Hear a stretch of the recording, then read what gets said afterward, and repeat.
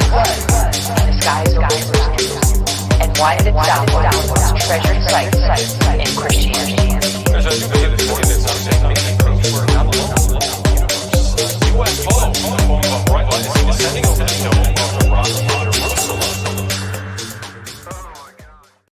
All right. Welcome to Goof On, everybody. It is February 1st. It is Tuesday, 2022. How you guys doing? Now we're in February. Let's hope February was as fun as January. I can't believe 2022 is already into month 2. This is unbelievable what we have here for you tonight. Ryan Stacey will be joining me. He is a certified private investigator. I'm just going to tell you what's in the description. The CEO and founder of Blacklight Investigative and Surveillance Services and the Experiencer Support Association, which is TESA. He's also the former National Chief Investigator for MUFON Canada. I really think that's interesting. We have got to find out more about Canada. He's considered, well, the word expert, as far as research goes, I'm sure nobody's really an expert in ufology because nobody has a UFO in their hands. But he is an expert in the UFO and paranormal field and has been featured on television, lectured at major conferences. He has had many articles published. Guy gets around. He's got a really good foothold on what's going on in ufology. It says here he's writing his first book, Believe, T.E.S.A, The Other Guys, and the Fight for Change. I like that title. An investigative study, building a bridge between paranormal and extra-terrestrial phenomena. He's been a private investigator since 2009, continues to help the public with issues ranging from infidelity to strange sounds, shadows, and lights in the sky. And I'm sure, among other things, I am going to bring on Ryan Stacey. Ryan, welcome to Goof On. Welcome. Thank you so much for having me. Again. This is like really officially part 2, but the first official interview, I would imagine, right? Well, yeah, under proper pretext, I suppose. The last time was a continuation from our random rabbit hole in which we were in, but here we are. So was all that I read up to date? Yeah, for the most part. I mean, like, nothing's really changed. Those are things I've done. Those are things that I have. I mean, I've been called many other things. Recently I've been called. Yeah, So I mean, you can add a couple. The guy that everyone loves to hate. There's lots of things that you can call me. But expert. Like that. Yeah. It's subjective. I mean, I use that word. I am an expert in some things, but that's subjective to the people that would consider it. That is a funny word, and what are you an expert of? And just because you say that you're an expert, does that mean that the person who perceives you as an expert, like, that's a really tricky word to use. But I asked someone to help write about myself one day, and I didn't know how to sell myself in a sense that made sense, and that's what was written, and that's what we use, and that's so who you're I in be. Canada. You're in Canada. That's correct. What's the weather like over there right now where you are? It's kind of mild right now. Did you get hit with that nor'easter? No, well, there's a storm coming. It's coming. So the weather forecast suggests that it will be here tomorrow and then carry into Friday. So snow, right? Mm-hmm. How many inches do you know? I don't know. I don't remember. Just snow. Snow sucks, but got to shovel it. There's plans. Believe it or not, I am a human being as well. I do normal human stuff. Like what? Put out the garbage. Well, yeah, put out the garbage, shovel the snow. I just, we're doing dog.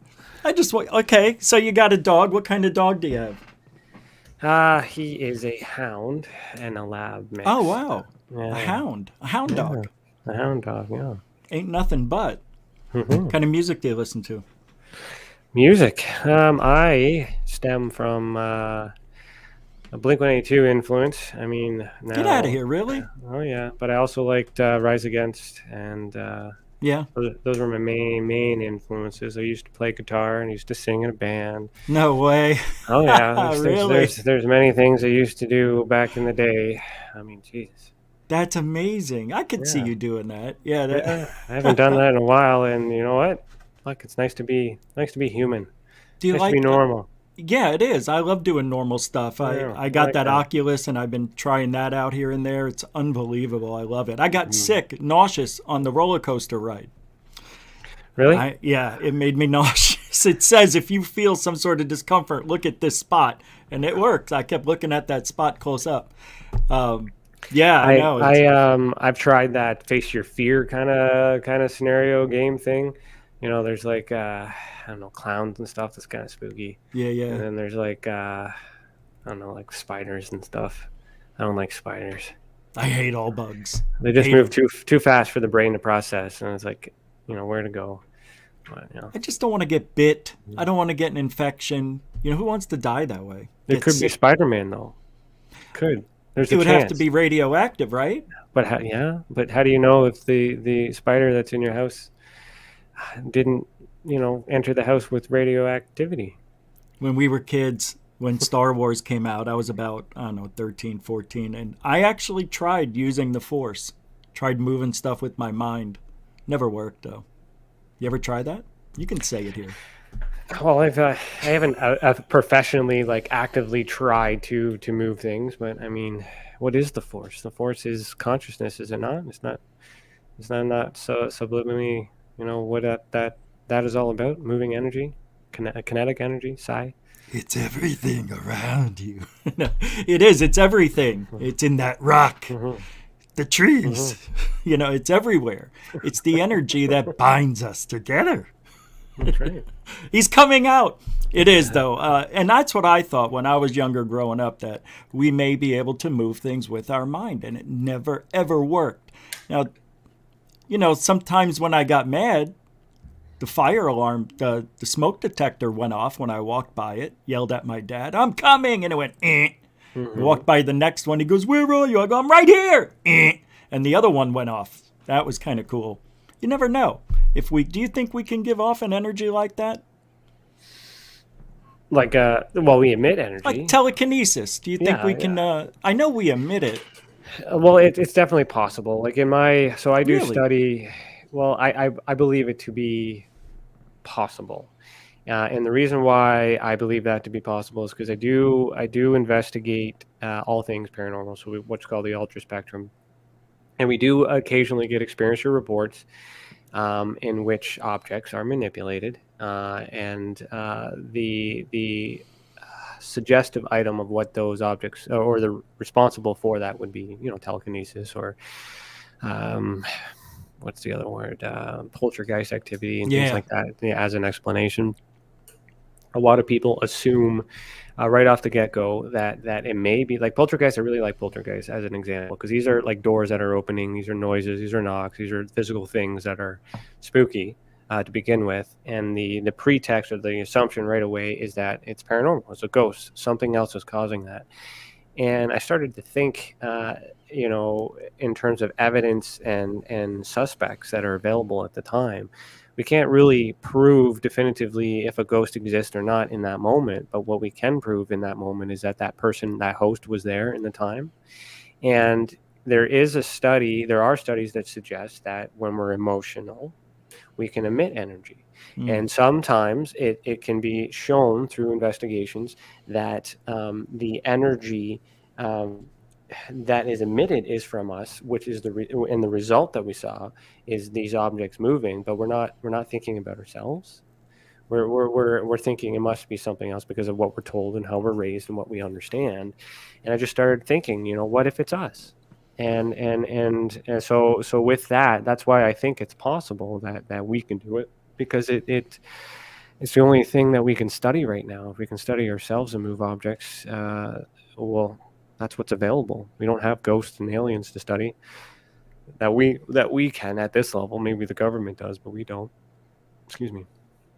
Like Bigelow. Bigelow might have gotten some things at that Skinwalker Ranch. Have you ever looked into that? My understanding of Skinwalker Ranch comes from TV. Like I haven't Okay. really, I've been too busy dealing with things and other things that matter Sure. in my circle.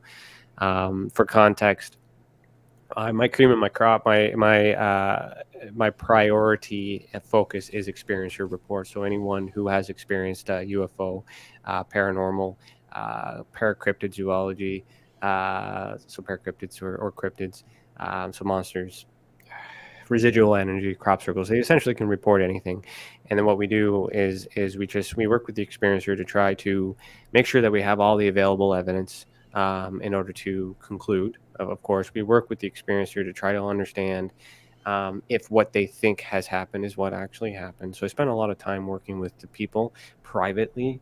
I am a private investigator, so a lot of people don't seem to, because I don't show my work publicly, they seem to think I don't actually do anything, but I do. Sure. It's the whole, hence the word private.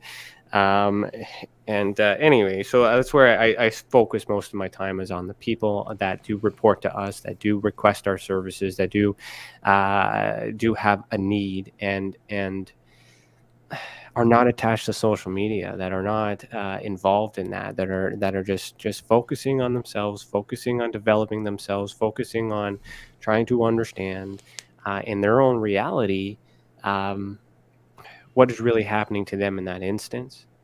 And when I take that, and then I take that information, I compile that into reports at the end of the year to try to understand what they all have in common.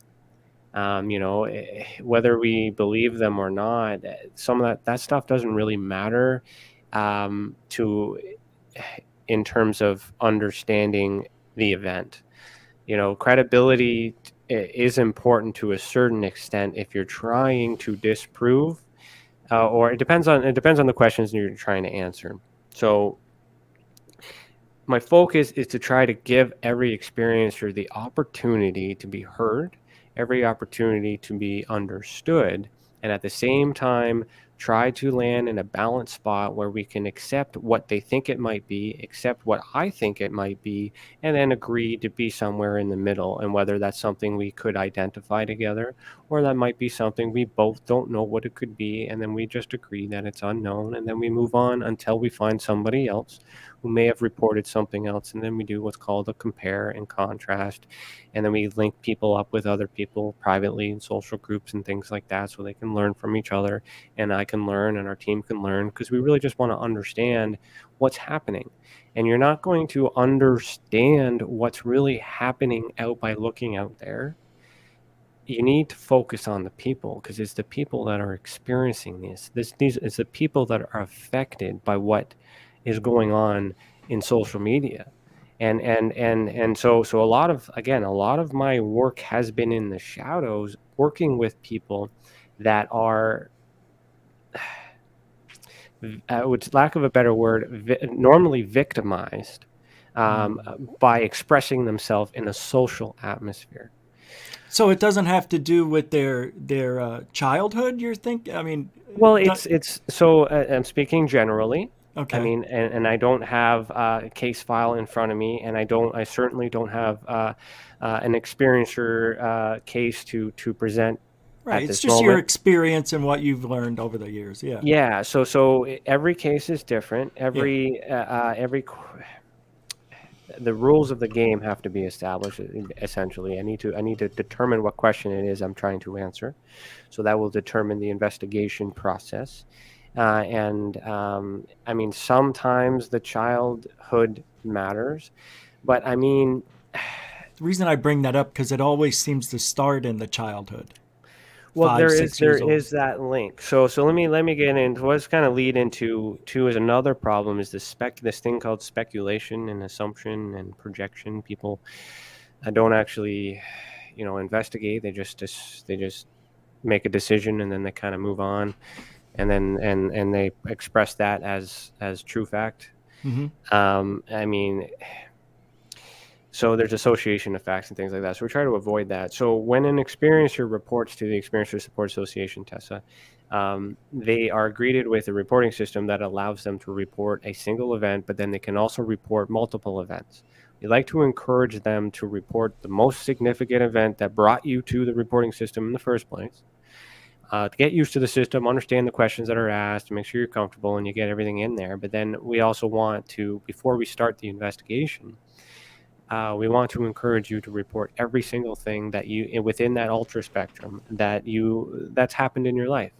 And then what we do is we investigate every single one of them separately, because the one could be paranormal, one could be consciousness, one could be UFO, and one could be cryptid. All need to be investigated differently. All need to be partnered up with different sets of experts depending on what evidence is available. So there's many silos in which this evidence goes.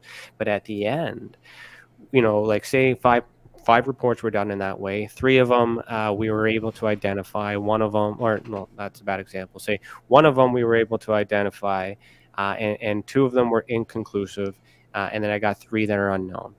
So we would focus on the unknown, but then we timeline it, and then what we would see is there seems to be this pattern that something happened in your earlier ages, something happened in your mid-age, and something happens now. So when we look at the childhood, common trends within the study shows that it starts with contact of some sort at an early age. And somewhere in the midlife, there's some paranormal activity that's happening, and then somewhere in the adult life, there's some consciousness activity.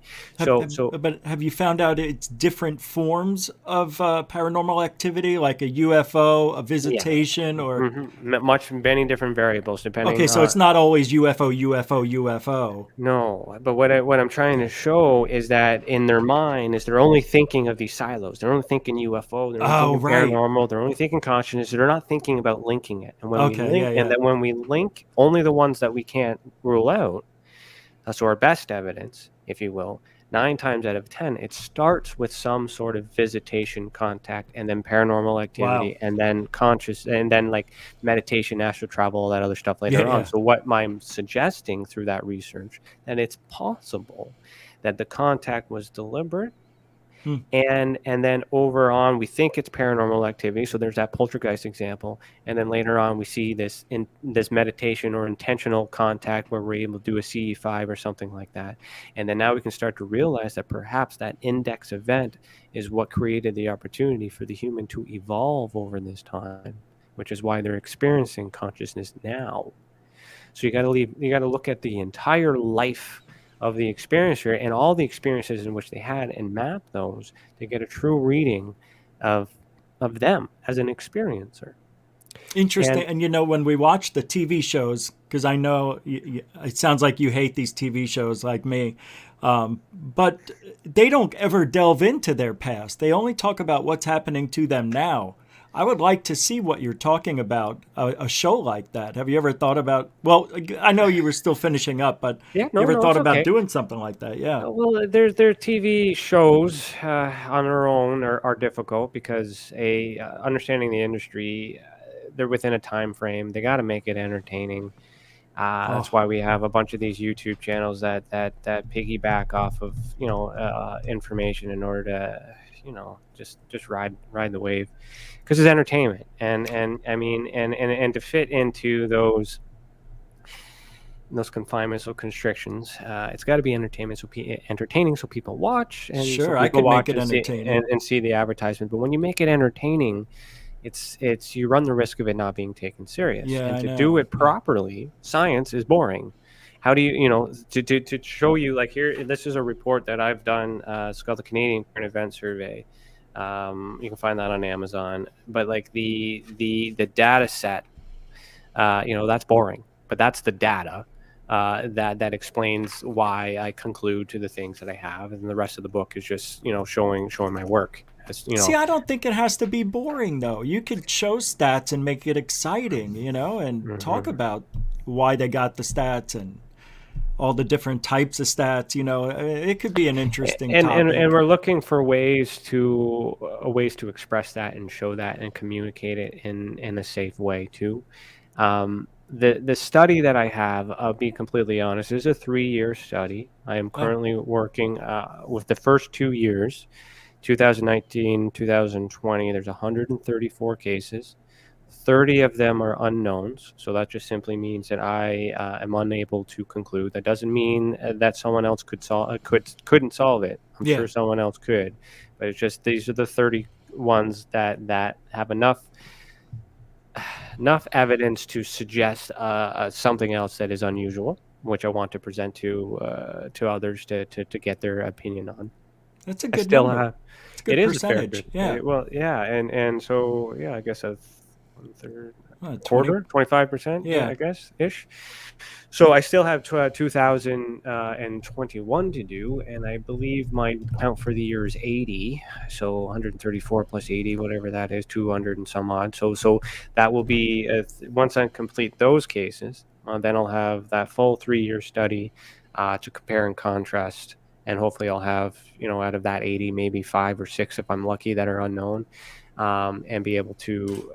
Then I'm going to be creating a report. Some of it will be public for those who need the information to help them carry on their research or understand and answer these questions. But then we're also going to repackage it and try to make it entertaining in a sense where it's engaging. So we do these things called recreation videos where we cool. actually recreate the event, little drawings and art, things like that. But it's just the intent is like TESA's Most Wanted. So like you look at it, you see it, and basically what we're looking for is for somebody else to see that, so that way they can report. We get the information the same way, and then I can compare those samples to see what they have in common, because these unknowns for me at this moment will eventually become knowns, I hope. And then, it's unknown to me in this present time. And unfortunately, I don't really have a lot of friends, if any, in this community that's willing to collaborate. Yeah, it's hard to find people around you, right? So I'm open to having people look at the work and do all those other things, but unfortunately, I'd love to. Well, And this is, I'll keep you in mind too. Yeah, go and ahead. it's all under the umbrella of TESA. Correct. Well, Okay. So there's two businesses at play here. So the Oh. investigations are done by my private investigating company, so Blacklight Investigative and Surveillance Services. Mhm.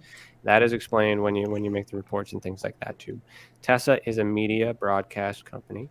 So what TESA is responsible for is converting that information and creating content, which is why we have the podcast, why we have videos, why all these other things, is to take that data and convert it into educational content that is designed to inform and to help the public, in a way that is regulated, controlled, and protected. Because these experiencers also get an experiencer ID number, which is privileged to them and them only.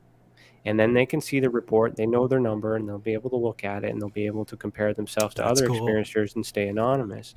And where this all comes from is my experience with MUFON and how they handle things, and all this hot water that they got into, and try to reestablish and build that credit and not fall into that pitfall that they have fallen into many years ago. Yeah. So that also comes with working with the experiencers privately, and what works for you and what makes sense, and how do I take your information and make it public with keeping you confidential and anonymous so you're comfortable, and how do I do that to make it fair, to make it unbiased, and equal to everyone. And that's what I've been doing for the last 3 years in terms of that privately.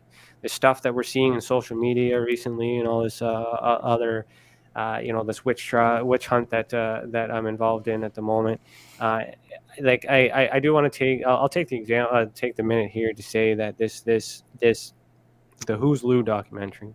Sure. I'm not responsible for anything that has happened. That is Manny, like a 110%. And, Sure. and he is available to answer any questions that anybody has. And I know that for some reason the attention is on me. It shouldn't be on me. I have nothing to do with it.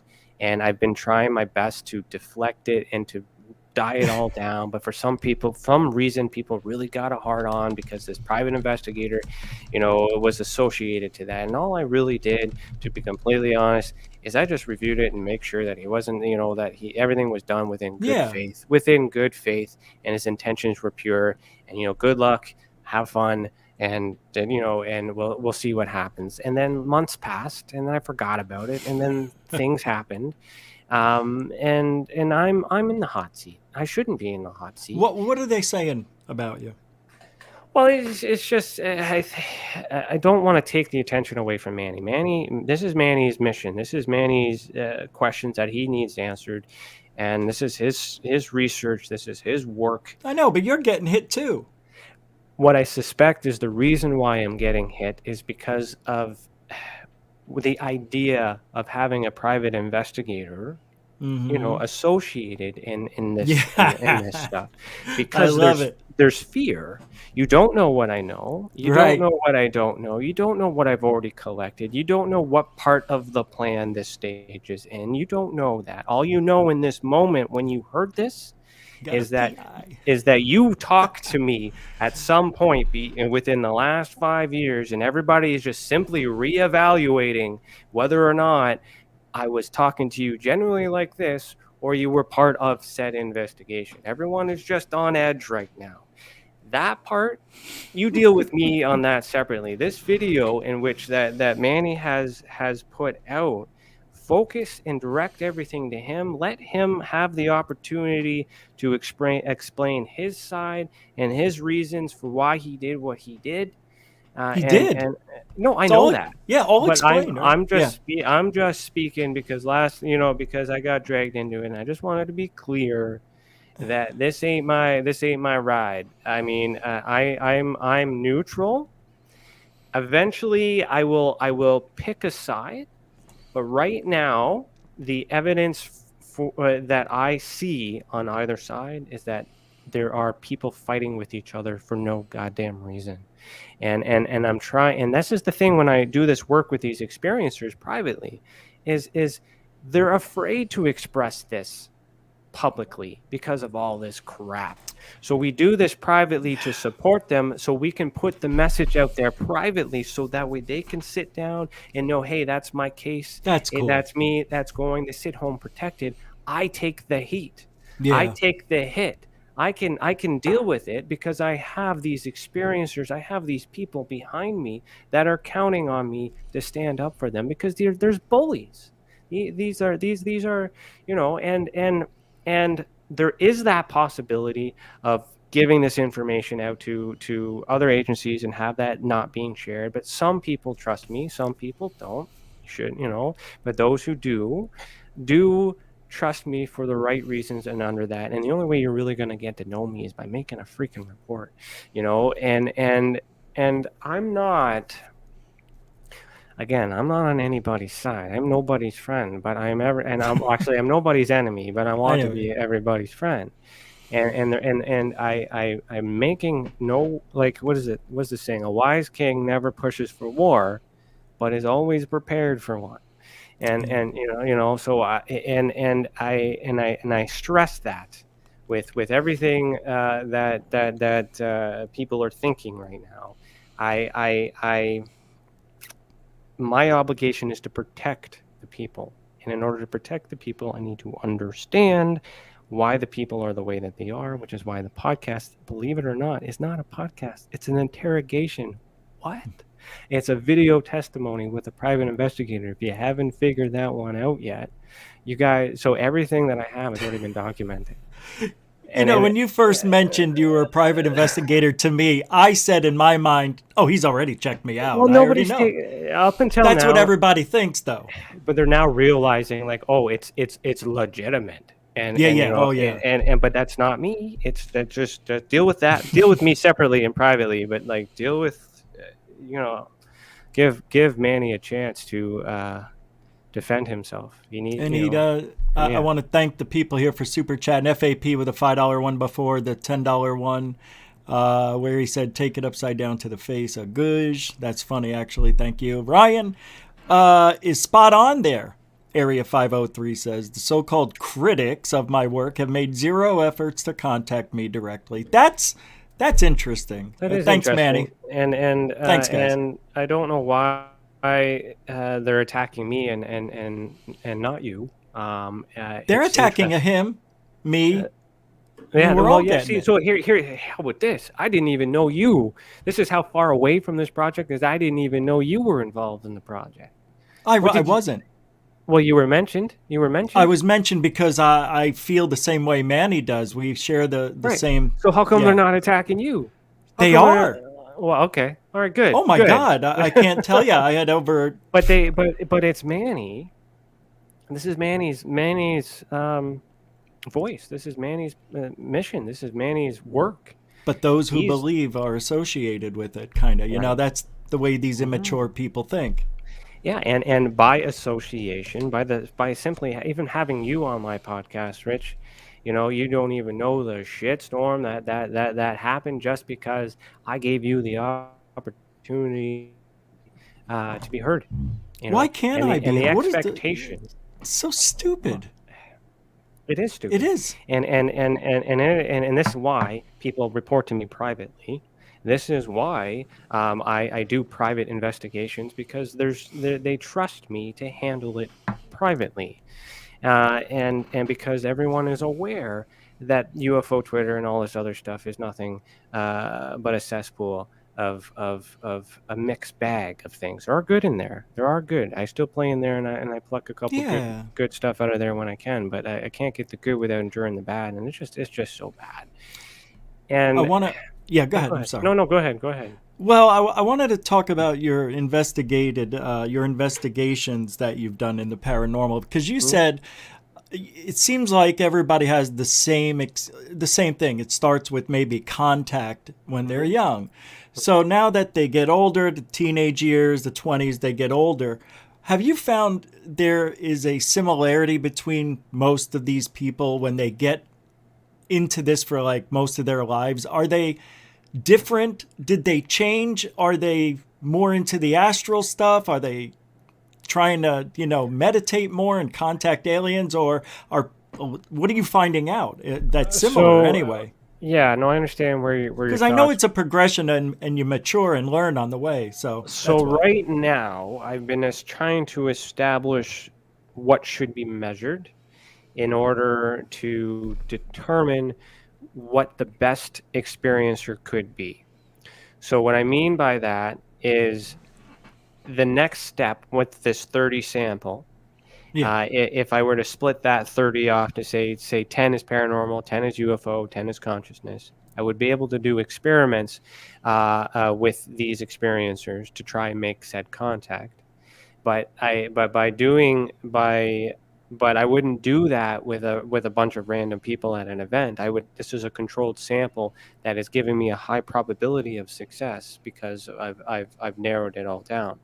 Now, in order to establish this criteria, to figure out and project what the ideal experiencer is, that's why we ask questions that are markers that regulate everyone, such Mm. as the color of their eyes, Oh, their blood type, their original hair color, because a lot of people like to dye that. I want to be specific, your original hair color, because some people will just tell you whatever they dyed it that day. I'm trying to think of other markers that don't change. And what I mean their by height. don't change, well, that's a variable. That's more I in depth. But I'm looking at their nationality. well, no, because that types them. So eye color, if my eyes are blue or I say the sample is blue, you're not going to see their race, you're not going to see their religion, you're not going to see none of that stuff matters. So you can't judge them. A lot of people think that inference. So we don't want judgment. We want to look at constants to figure out how we're all connected as a human. The hair color doesn't connect you to a race unless it's perhaps red hair. Then you might be able to suggest that it's more European. But I mean, things like Yeah. that.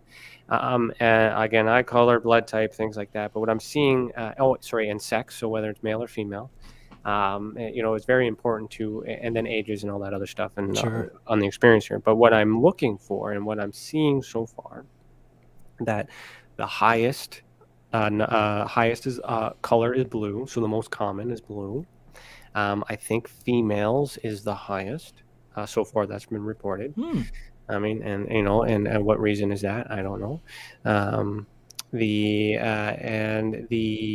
I think if I recall correctly, the blood type is A, which is unique because most people think, and the theory is that it's O, negative, and so. But what I'm finding that is interesting with that study that it's not it's A as the majority.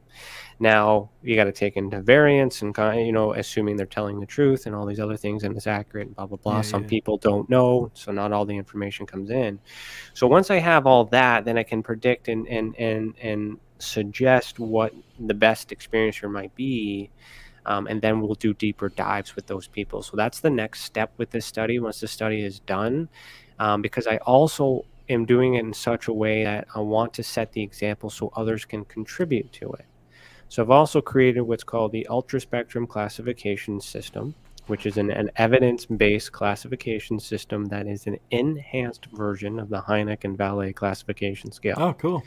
So before those hate on me, I just want to let you know that I had a conversation with Paul Hynek.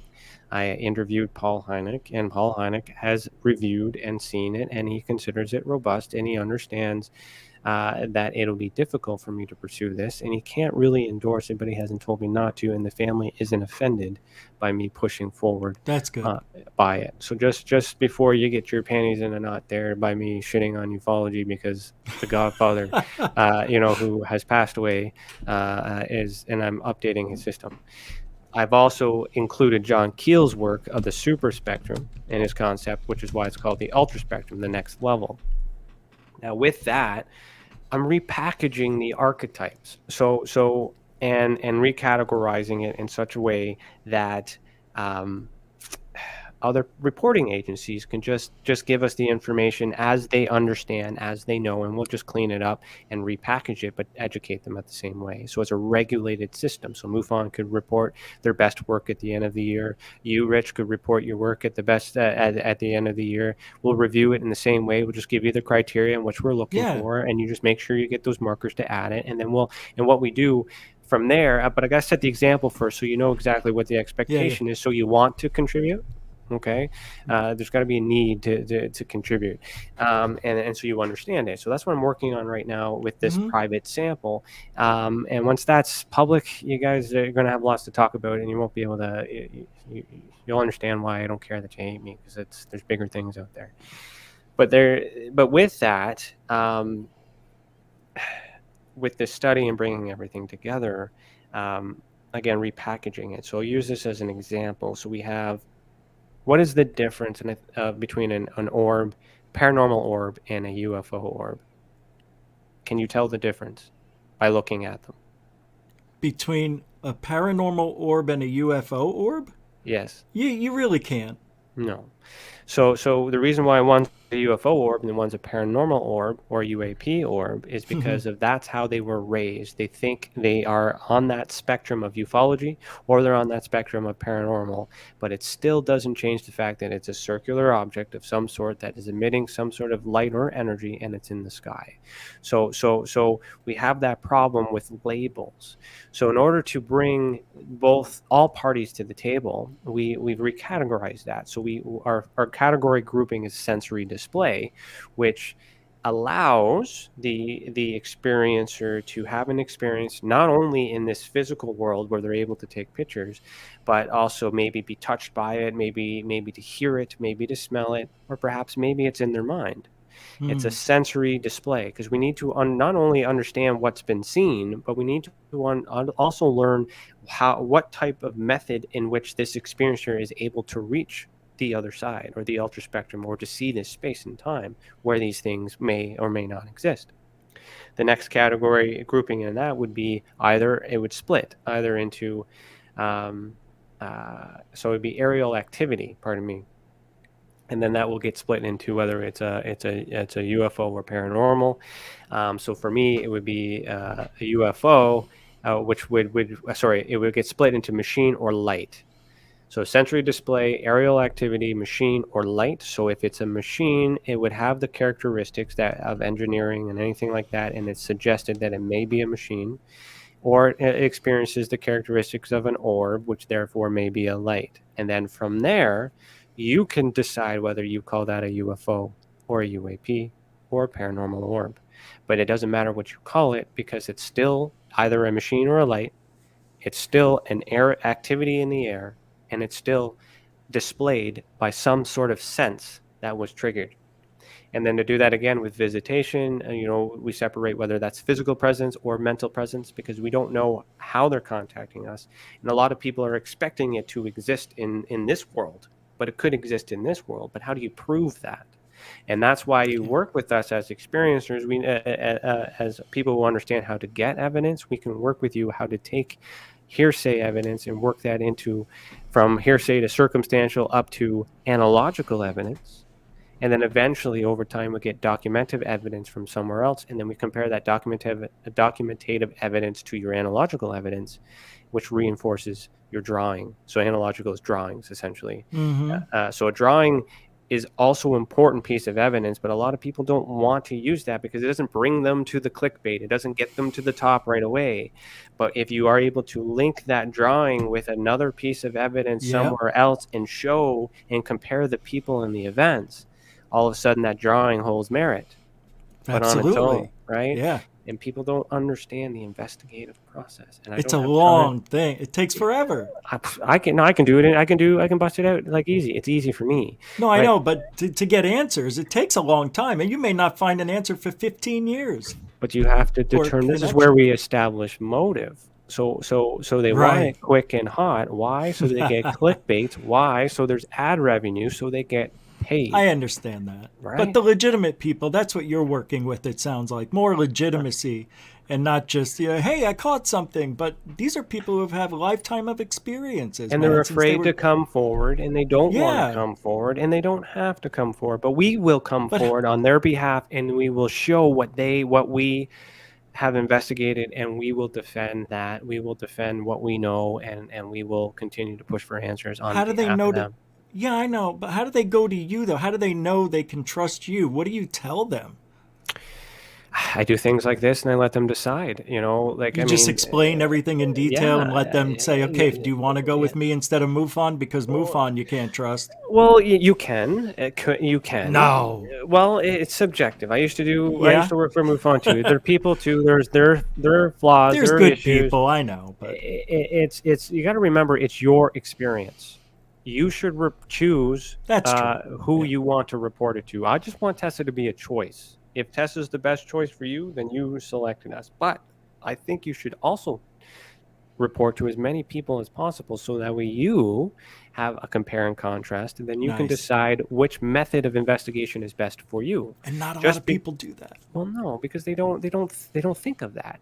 And that's why I want this collaborative, and I'm looking for people that are putting the effort in, that I could maybe show a thing or two, or perhaps they could teach me a thing or two, and have, and work together with common goals.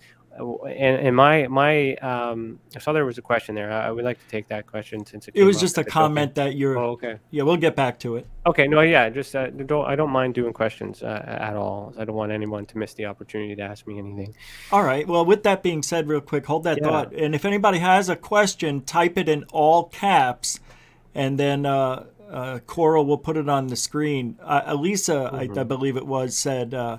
You're bringing more forensic type of investigating, right? Here it is. What you're trying to do is easy to explain, difficult to do. You're trying to bring forensics to a paranormal scene, which is what you're doing. Well, yeah, I am doing it. What I'm trying to do now is find a way to explain it to the lowest level. And what I mean by that is we have different levels of comprehension. And unfortunately, we also have this tier system where there's this thought process that you have to be an academic and you have to have these credentials, you have to have this status in order to be doing this work. But these people can't do their work unless someone gives them proper data. And then I also, in order for me to get proper data, I have to teach experiencers on what it is that we need to do good work. And I also have to teach other researchers on what it is that we need. And that'll come out with this ultra spectrum report. So you guys get an understanding of that. And then the hope is that once you rewire and associate what you already know how to do, you just do it a little bit different in a different sequence, you'll get it and comprehend it a little bit better. Then those, lack of a better term, underdogs will have the opportunity to put their efforts into something that matters. And the best example that I could compare that to is, and when you mentioned forensics, so I have a background in policing as well, education and police foundations, as well as investigation. So and I do have a background in forensics and criminology, sociology. So there are a lot of things that I could use to explain why I do the things that I do and why I'm Okay. able to get these answers the way that I do them. There's things, and when the police officer shows up for a crime scene, the police officer has to know enough to understand what evidence is available and how to obtain that evidence and what expert is needed in order to call in and when Yeah. in order to obtain that evidence. So let's look at forensic. You show up, there's a crime scene, there's blood splatter all over the place. The police officer understands that that needs to be documented. You control that. It's forensic, it's sensitive. Nothing touches that. You block that off, you protect it, you get it ready, you make a phone call, you call in forensic. And then you do your investigation, you make your report, you do all that, and you document what you see and all that other stuff. You call in the forensic unit, they take their sample because that's their pro. Mm-hmm. They run it to a lab. You continue to interrogate, investigate, ask all these other questions. Then all of a sudden the lab result comes in. You get that, and then you compare that to your sample. The scientist in that part plays a small part, but that scientist can't do its job if you, as the officer, didn't control the crime scene and allow them the opportunity to get the sample they need to do the work. So the problem we have in ufology is that currently right now, all we have is a bunch of scientists that are trying to make ends meet and try to do everything they need to do, but they don't have someone controlling the crime scene. And that's where we come in, is we're trying to regulate and teach people on how to control the crime scene so that way these people can actually do the work that they need to do and that they're good for. And they cannot do this work if they don't have good evidence. When you're talking about, if you were saying UFOs, like if somebody sees a UFO and the scene is contaminated, it's in the sky. So how would that be contaminated? I don't get it. Well, you would not be able to get forensic evidence unless it touched down. Okay, but if it touched down, there's time. In order to, what's probability of that? What's realistic? Are you able to, like that was MUFON's mandate with the STAR team. You buy all this equipment and then you get ready to put boots on the ground in case a UFO ever landed, and then you would be called and you would go and you would collect that forensic sample as a civilian. It is impossible for you to get there in time to have that information, have that stuff not contaminated by the time you find it. However, there's still that probability. The likelihood of an experiencer reporting to us in real time is slim. However, my reporting system, which the website is being redone, by the way, it's everything looks like crap right now, but it's on hold because we have a brand new site that's in development. I get to see it for the first time actually tomorrow as a sneak peek. Cool. But the reporting system is going to be mobile friendly as well, so you can pull your phone out and just make a report the second that it happens. We want to make it easier, so we're getting this information faster. We want to make it easier for you. We want to make it done, and at the same time, if I'm on the field and all of a sudden I want to experience something, I pull out my phone and I can interview you and take it and have the questions answered for me. You could do that, Rich. You could do that yourself, and then put your name in there as the referral, and then we get it, and then we index it. We already have the consent from the experiencer because you're the one that took the report, and then we can work together. You do your part. I tell you what I need. You get it. You collect it. We package it. If it's an unknown, then we promote it together. And I'm not in this race to take anybody out. What I've done is I've basically, in the last 5 years, what I've been investigating is whether or not people actually understand how to get the evidence that we need. And I found people that do that, but guess what? They're outside of the circle that we call UFO Twitter. So if you actually go outside of this social media bullshit, you will actually find people that understand and know what it is that they're talking about, and so there are lots of good things for people that are coming. It's just this world. How are you verifying paranormal photo submissions? Ryan, JLR has a question. Thanks, JLR. Yeah, okay. So a photo. Let's just talk about photo submissions in general. I'll make a distinction point as well as a quick comparison with MUFON. A MUFON reporting system allows you to upload your evidence right away. and then they do an analysis and do whatever, and sometimes they get back to you, sometimes you don't. But there's an issue with that because you're never sure if they got your report. So with us, you indicate that you have evidence, you indicate what type of evidence it is, and then admin or whoever the lead investigator is. Right now it's just me. Right now it's me, but I'm training others. Yeah. And I will know what type of evidence you have and how to obtain that, because I need the original evidence. So with a photo submission, right, if it's done properly, I would be able to guide you on how to give me the original photo, not the ones that Yeah, you've you need the tried original. to convey your point. But you can also send me the ones that you use to convey and express your belief on why you think it needs to be examined. That's okay, but hang on to that original. But I need that original to compare, to do my own work, and validate. So how do I verify it? Check the simple tools, check the metadata, but compare that to the report, make sure it matches. But when you get that experiencer report, when they're expressing the moment in the experience and they're putting the date and the time, sometimes they don't remember, but that's okay. The date might be on that photo or that video metadata too. So there's lots of things, a way to verify it. Now you can also check through the metadata if there's any markers for Photoshop. Sure. Or any markers for editing, and then you can have a conversation on whether or not you can accept the fact that, hey, I compressed it, this is the original file, I took it from Facebook, it's the only one I have, and then you just document that, and then, okay, it's not the original file, but here's an explanation, it's reasonable, this is the best that we can do. Next time when you make a report, I need you to hold on to the original and then make a report to me. So the best way is the original. That's it. Always. Yeah, I know. Okay. But you're verifying it those other ways, right? Yeah, that's verifying to prove to make sure that it's authentic, and it's the best evidence available before we go to the next stage and try to spend some time to understand what it might be.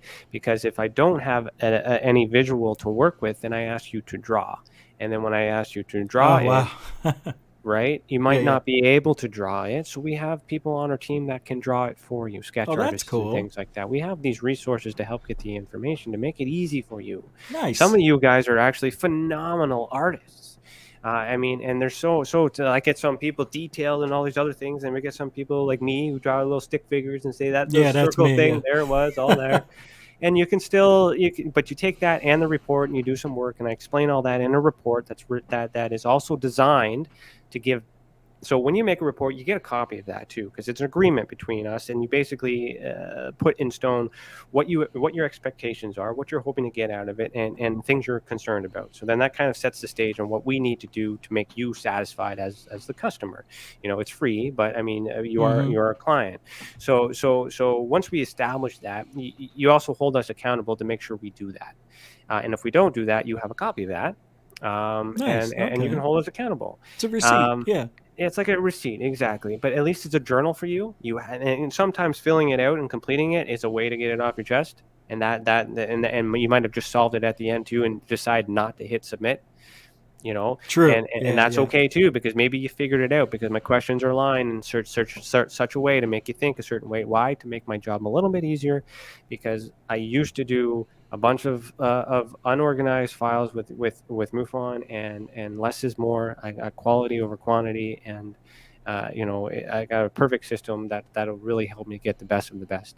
But they're going off of just your examination of everything, because who's that? Are these people who come in and looking for answers, the experiencers, and you're analyzing everything? Is it just you do you get assigned one person, or do you look at them all, or does the team look at everything? Right now, I'm the preliminary one. I'm the one that's controlling the sample right now until I publish this book. Once this book is published to show you what I've done and set the stage of what do I expect, I'm going to be including others after I train them. I just need to show that example. I understand all the stages, and there are private people that I refer to as well, but that's with consent, and that's working with the experiencer, and we have all these other things. There's things to do, and all that will be explained in time. Sorry, I think I might have missed the question. Well, are you a believer in the paranormal, or are you a hopeful skeptic? You believe, but you're skeptical. Well, I'm new. Well, I do believe in that there is enough evidence to suggest Like, I know enough to know that there's something out there, Right. but I don't know enough to know that I'm wrong. So Yeah. I cannot conclude 100%. However, I take in consideration of the experiencer. They believe.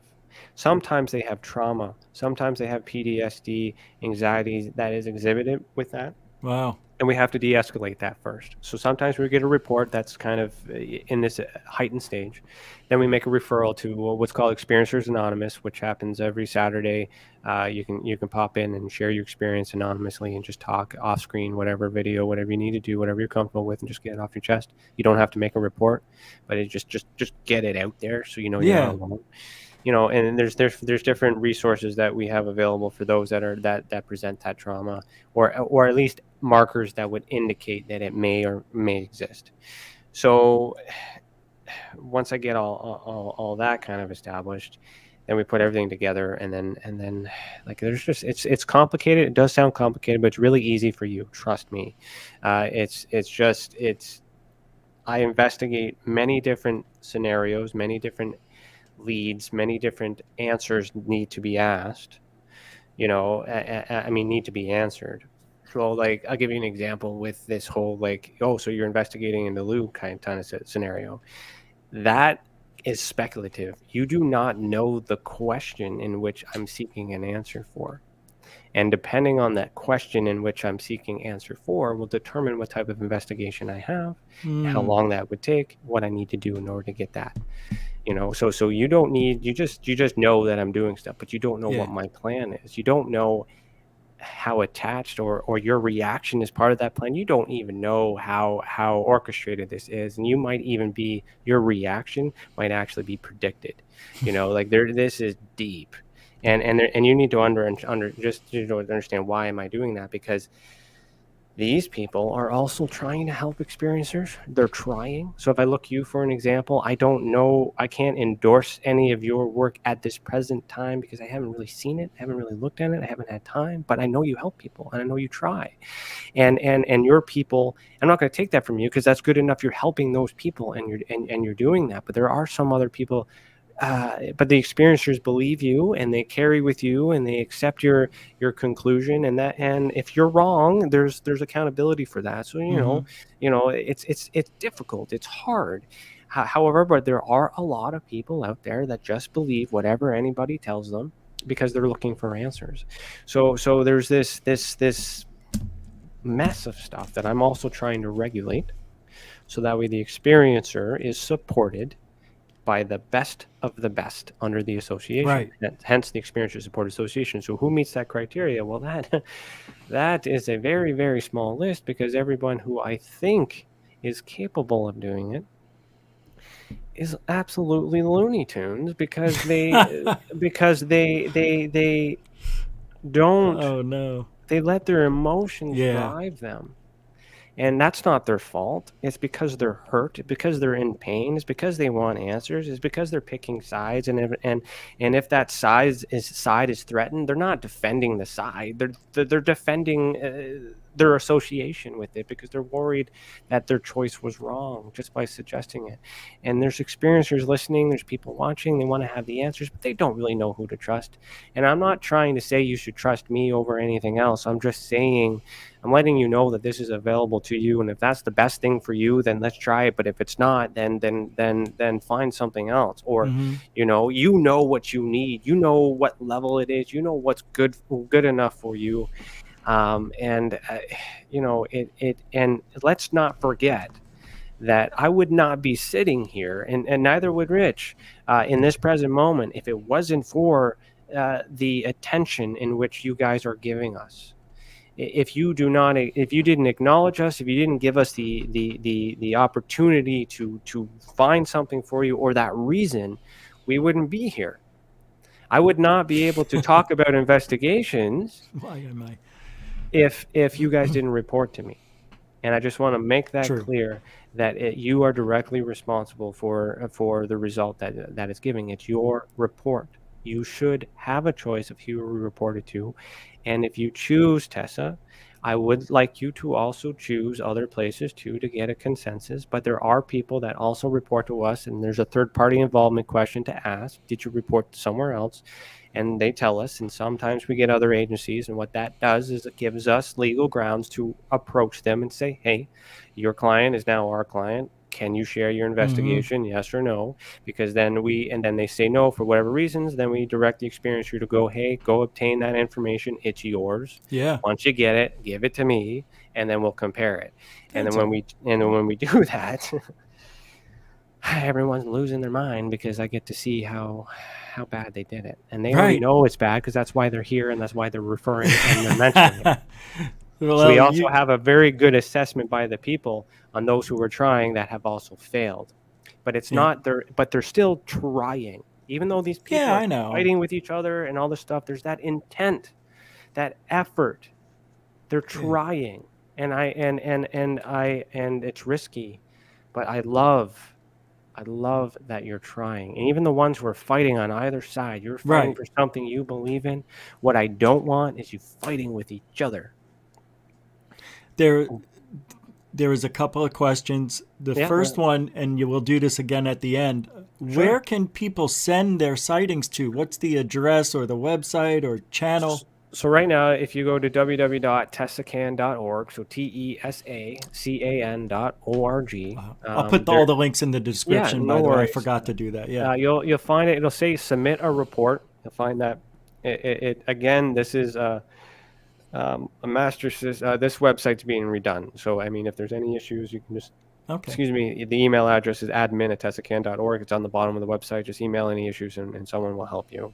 And if we don't know, we can't help. Okay. Do not report your investigations to the emails because they can't help you. They'll just refer you to the report, and there's certain things like that too. That's the best way to do it. It's and you can also find it on your phone too. And you get UFO sightings. No, I get everything. Majority of it is UFOs. Thanks, David. I do investigate paranormal. I do investigate like whatever, anything that comes my way, because it could very well be connected. It could very well be, and it has to be connected. You can't investigate one and not the other.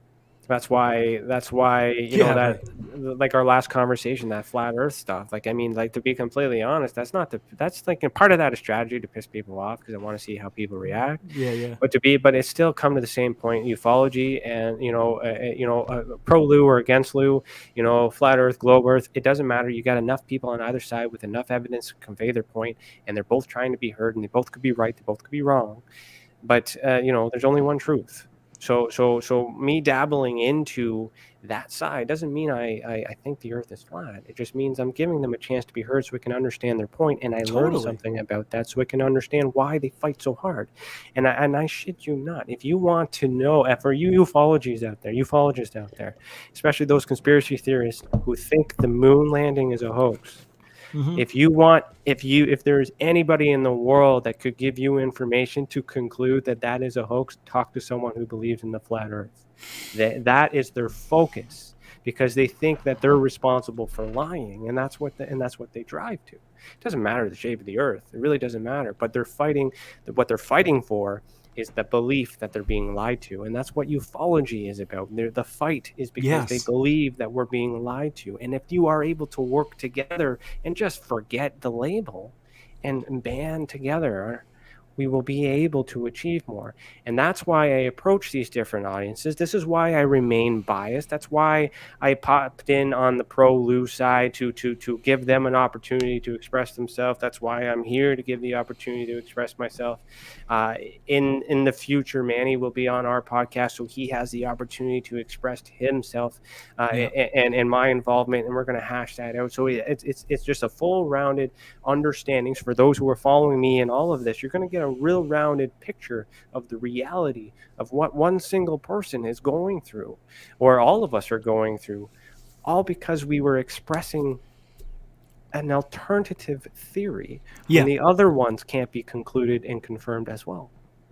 It's no different. Like, people are so intent on fighting with each other because they believe, whether Democratic or Republican or liberal or conservative, it's a line does not have to be drawn.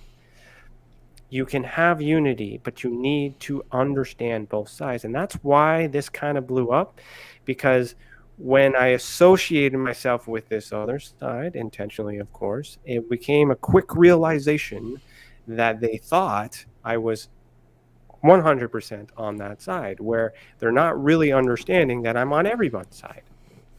So I'm not against them, and I'm not against you. I just spent a lot of time helping them. Of Now course, I'm spending yeah, I some know. time helping you, and then like by that the other side.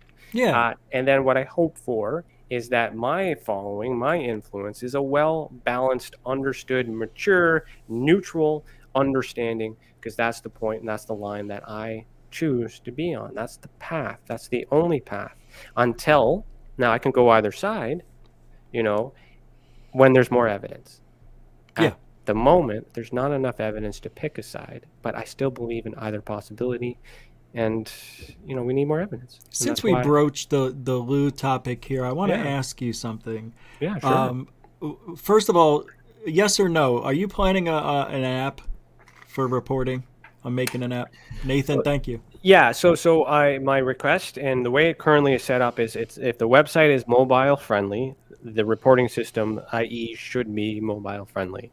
So as long as the web workers that are doing it, I created this site on my own and all this other stuff too. But I mean, like, it's not my wheelhouse. It did enough to get us this far. I got some professional help right now to make it easier for the experiencers, because it's beyond my scope. So long story short, the plan is, if it's mobile friendly, it essentially is an app, because you just go through your browser and then you pull it up, Yeah. and then you use it.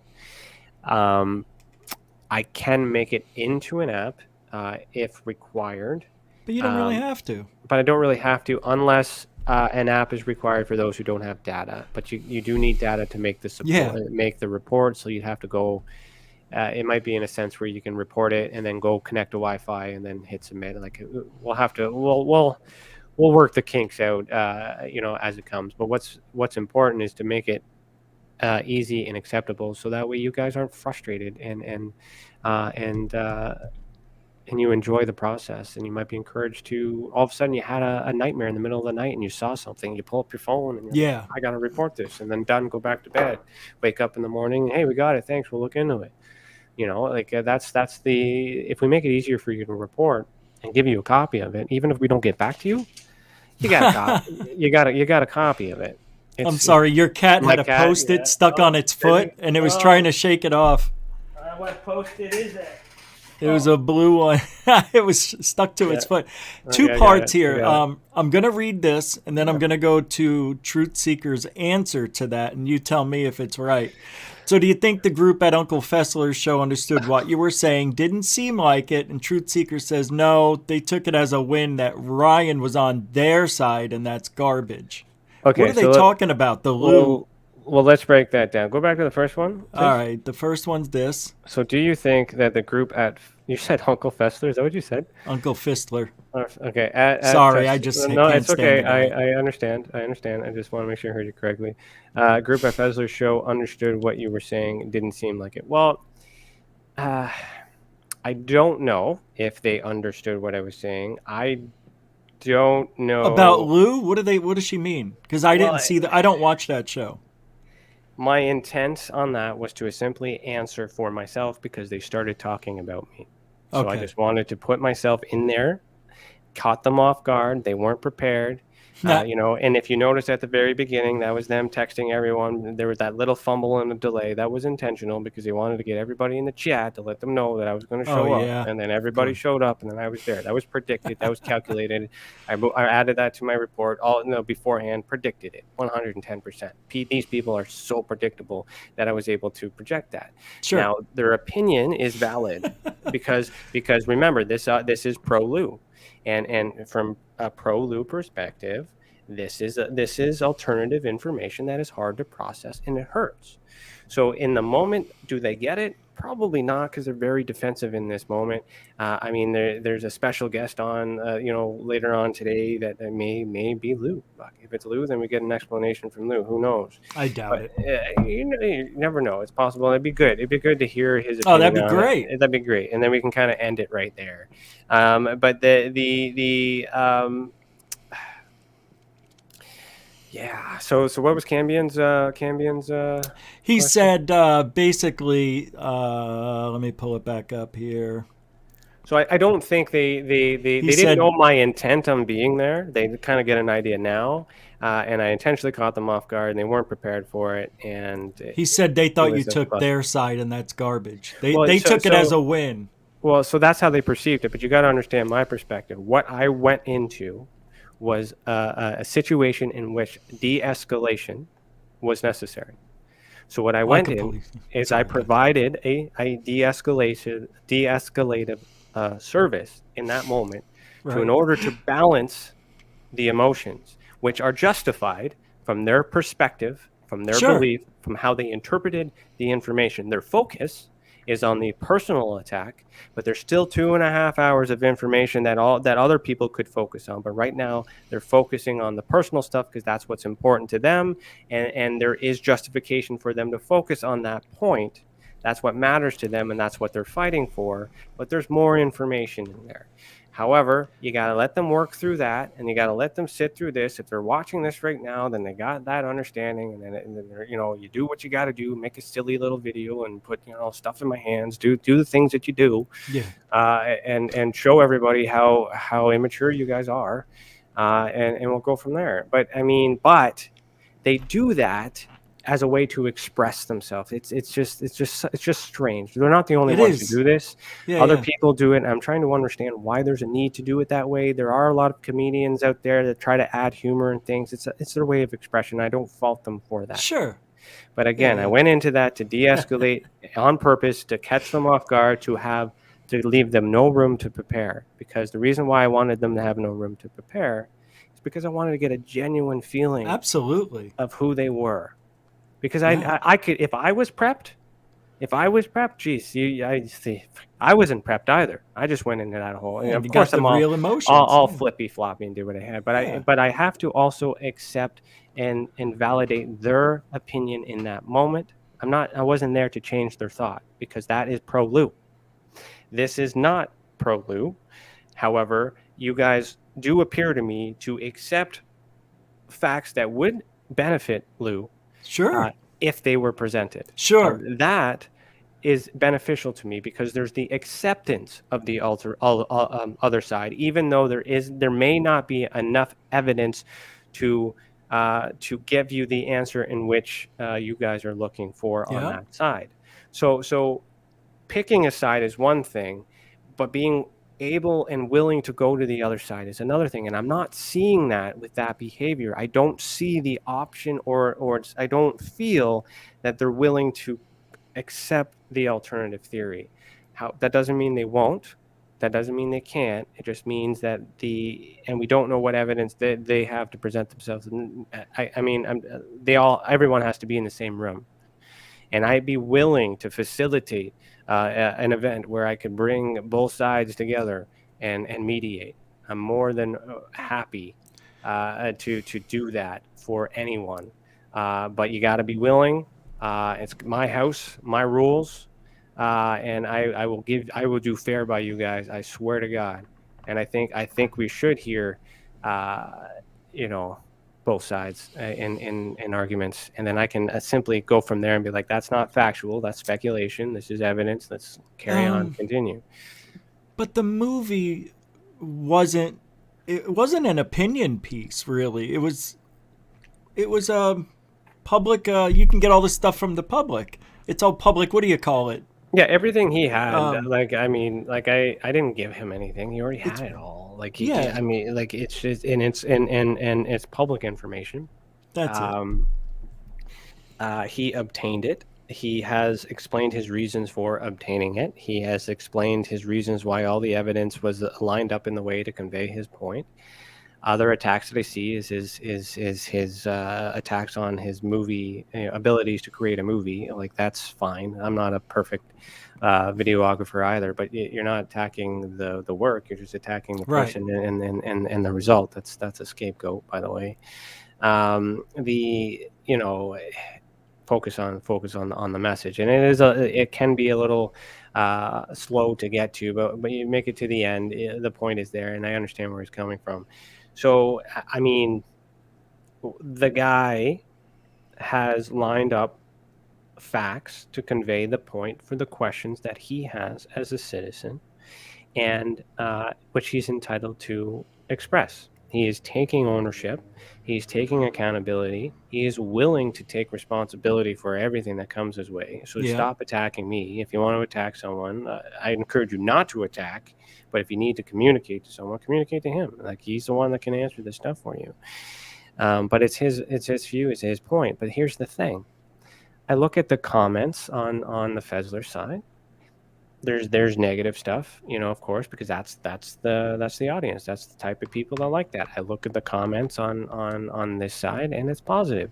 Why? Because they support that idea.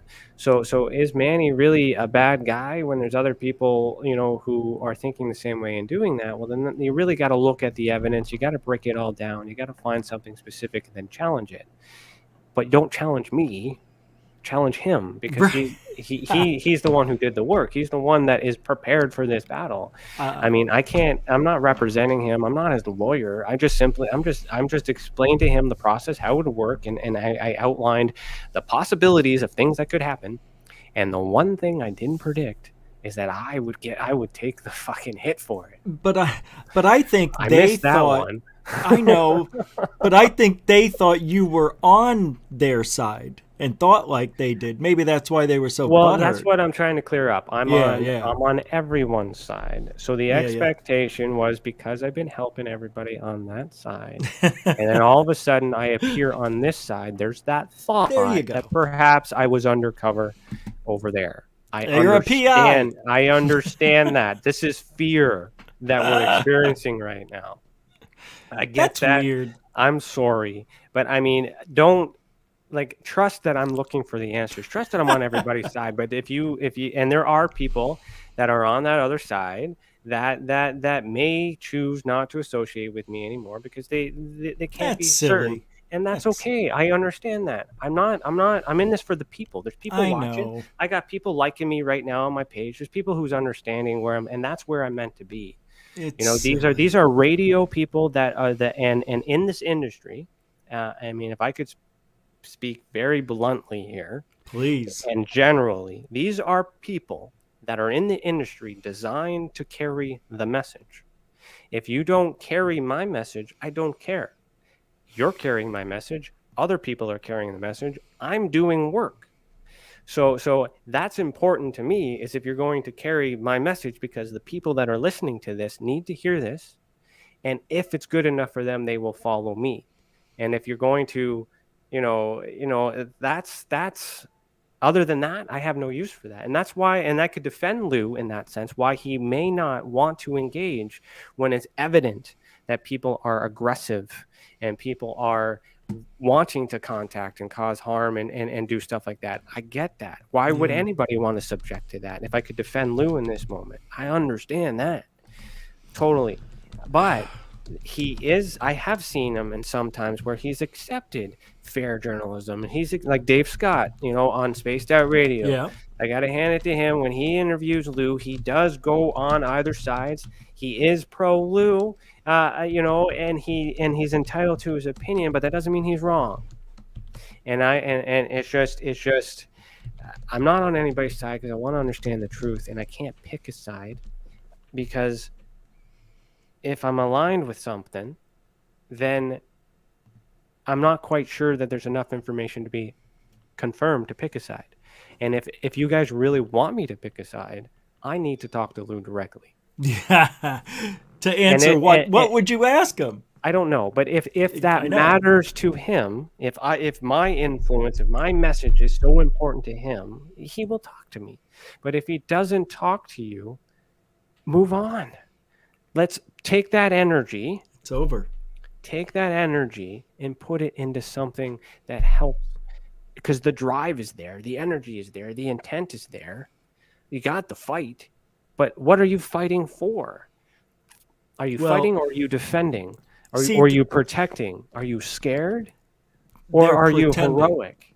Over You know? there, they're Well, pretenders. we're over talking there. about the side, no one specific. I know. I know. You're talking about someone specific. I'm talking about the Okay. side. All right. Thanks Okay. for All right. that. Just to be clear. Just to be clear. And I know I went back and forth, and there's Yeah, I probably know what going you to were be a saying. clip that shows what I said specifically, and it'll get blown out of context. That's true. And Good why do I point. bring this all out? Because this is a control sample. When take that clip from here and they blow it out of context, we then present the entire file, and here's the evidence, which everyone can see the context, because they, as the presenter, we can't stop them from presenting the message. What we need to do is give a fair choice, so that way they, as the listener, can make a conscious choice on what's best for them.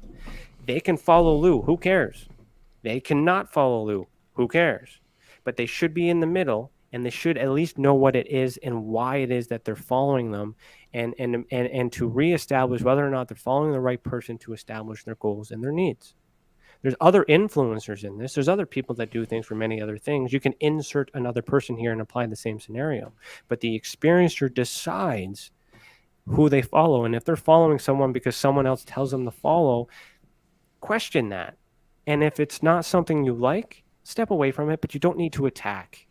Just identify what you need and go. I'm in this side not by choice, because I was asked, I was pulled into it, and it started with people listening to me, and they're like, hey, like, you know, I want to talk to you and give you the opportunity, and then it goes here, and then people are getting so mad because they have problems with these people, but that's their fucking problem. Yeah, I know. It's crazy. Right? I'm not anyone's father here, but I mean, like, and just because I'm giving you guys equal opportunities, and this is the other problem too with that side, is the expectation was that I was going to help them in that way. I'm not going to help fix any problems that you have socially. I'm not going to help create any problems either. I just established that there are problems, and I would like to bring people together one day. And I know what, you know, like if I could use Dave Scott and as an example, and you, putting you both on the spot, there's history, but I mean, you guys can get along, can you not? Could you in the future? Is it really necessary? Is there energy there? Why do we need to have this? Could you put that energy somewhere else? And of course, he's not here to defend himself in that sense, but it's unnecessary, because you're both trying to get the same answer. You have different methods, you have different audiences, you have different approaches, and you have different choices, but you're both trying to accomplish the same goal. From my perspective, the same goal, but somebody is not 100% honest. Well, see, and that is information that is privy to you, and that is between you and him. That's why that's a problem for me. That's a character flaw. And when somebody has to make up stories just to get an audience to appreciate them and like them, that means a lot of other stuff is red flag. No, I can't speak to that, because you can't. But I'm just saying that's why. And I like Dave. Dave has helped me. He's the first podcast I've ever done was on Spaced Out Radio. There's a lot of things that Spaced Out Radio has done for me, and unfortunately, by me, the association with that, I'm sure they're questioning in their mind whether or not they want to associate with me and TESA and all this other stuff too. And they I can won't probably. Well, but at least I can understand why, and I want to make sure and have the effort, have it clear that I understand why no one wants to associate with me in this current circle, but there are others who do. There are more out there, and I'm moving in a direction that's best for the people. But these people helped me. These people helped me get to this point, and I do owe them. Sure. I do owe them appreciation. I do owe them gratification. I do owe that, and I respect them. But just because I'm exploring this alternative side doesn't mean I'm after you. Just because I'm looking at market stuff and learning why there's some successful and some groups aren't, doesn't mean I'm trying to undermine you. It means I'm trying to understand why you are successful and try to determine how I could be successful too. It's a compliment. It's not meant to be an insult. But it's the thing is, to my defense, is I never said anything. I've been doing all these things, and people have been questioning, and people have been asking, and then here's my Ryan Stacey tells all. Why? Because I'm retiring from this drama, and I'm going to be focusing on the experiencers and the work, because I've been neglecting them because I've been so consumed in all of this crap. And now that I understand where I need to be, just let me be, and the experiencers will take me where I got to go, because that's my focus, is helping the experiencers understand and helping me learn and helping me grow through that. And everyone who helped me get to this stage, all debts are repaid. We're good. There's no issues. But let me go. Let me be free. You know, I'm my own man. I've made my bed. I'm a free agent. Just, yeah, right. If you just keep putting that message out there, people will get it. But I think what people like is loyalty. In our last few minutes here, Ryan, this went fast. People like loyalty. And as soon as you have a thought outside of that little community, they think you're not loyal anymore. It's very strange. And I just don't get it. I do. It's because I see a comment in there. It says he investigates like an investigator. PI should analytical. And I appreciate very that. analytical. And what is being observed in this community is as how investigations should be done. I already know that people don't know how to do it. Yeah, I know. And instead, I can't tell you that. What you've just learned is how it's done properly. Am I the best? Subjective. Are there better? More than likely. Are there people who possess these skills and things like that don't have the training? Yes, there's people better than me in that. But do you need the certification for that? No, not to do what you're doing. Nobody needs it, but it helps. Do you think you need to be an experiencer? For what? To be an investigator and to understand what people are going through? I think you do. I think it helps because you need to look for answers too. But I'm an experiencer. I've experienced something, but I'm not ready to conclude what that may or may not be. I'm still investigating it myself, and part of my investigation is to find other people like me that have similar experience, so I can understand myself. But I mean, I have to have something to compare to. I have to, because I need answers too. But also, that's the thing you said earlier, is that you do have other people you can assign a case to that may be better prepared, right? Yeah, so I do have private partners that have yet to be announced and things like that, because there's a lot of baggage and things that need to be cleared. Prior to this video with Lou, this video, we had already scheduled this. So this synchronicity of events is purely coincidental, but I'm glad it happened, because I'm getting it off my chest, and it carries a lot of, I care about everybody, and I do, and I don't want anybody to hate me for the wrong reasons. If you're going to hate me for the right reasons. But I guarantee it, if I made you hate me, I promise you it was deliberate, and I've been watching everything you've done as a result to making you hate me. It's too late now, but at least all right? And what I want to expose is how ugly the people are.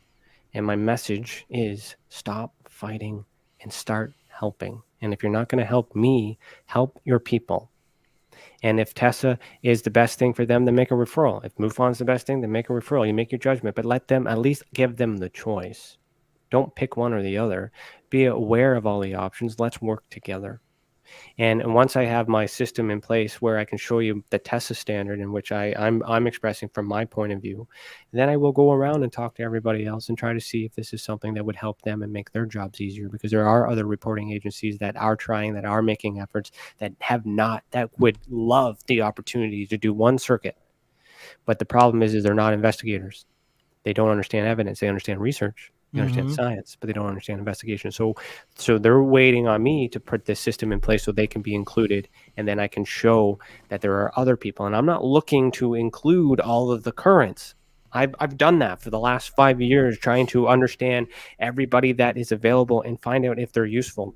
They're not, because they're focused on maintaining, they're retiring, and they're phasing out. My goal now that I understand that is rebuilding and starting anew, so that way we can bring in a next generation of UFO paranormal researchers in a new direction, and hopefully I'll be able to continue that for the next 50 years, and maybe one day, I would earn to actually have some sort of recognition, like, Stan Freeman or Paul Hellier. God. That is something that is earned, but that's the goal, and that's up to you. It's up to you Hey, guys. a lot of us wanted to be Art Bell or Howard Stern. Yeah. Hey, before I'm in it to win it. Well, you are, and it sounds like you're definitely going in the right direction. So tell everybody again, please, if you could, with the background music, where we can find. So you can. This is what kind of music? Okay, so this is called Feeding the Ducks. Okay, so you can find me at. I'm trying to stick to the cadence. www.TESAcan.org. You can find me on Facebook at Heed the World. You find me on Twitter. I tell this every time. Twitter is used for work. I'm working as a PI on Twitter. FYI. I say this every time, but they forget. Surprise. Facebook is still the same, but it's not intended for that. You find everything on TESA though.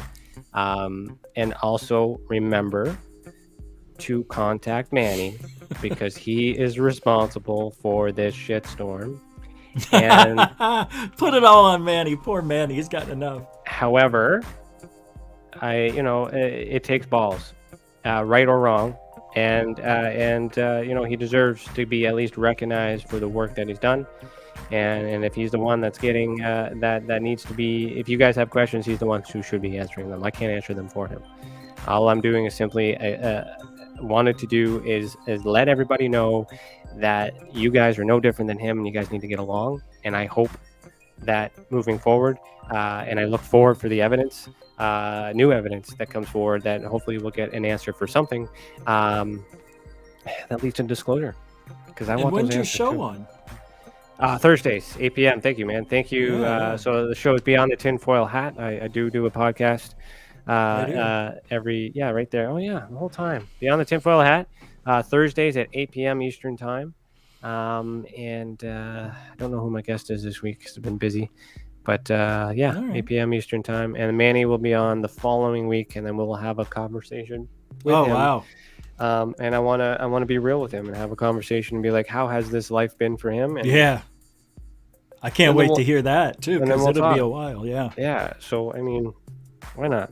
Right. And then, anyways, that's it. I'll leave it at that. I pick no sides. I walk in the neutral line. Love me or hate me. Trust me or don't. I don't care. And if you're gonna shit on me, make sure you spell my name right. That's all that matters. That's all that matters. Hey, bad publicity is just as good as good. Yeah. That's what they say. Any press is good press. Well, thanks, man. I appreciate you coming on officially for the interview.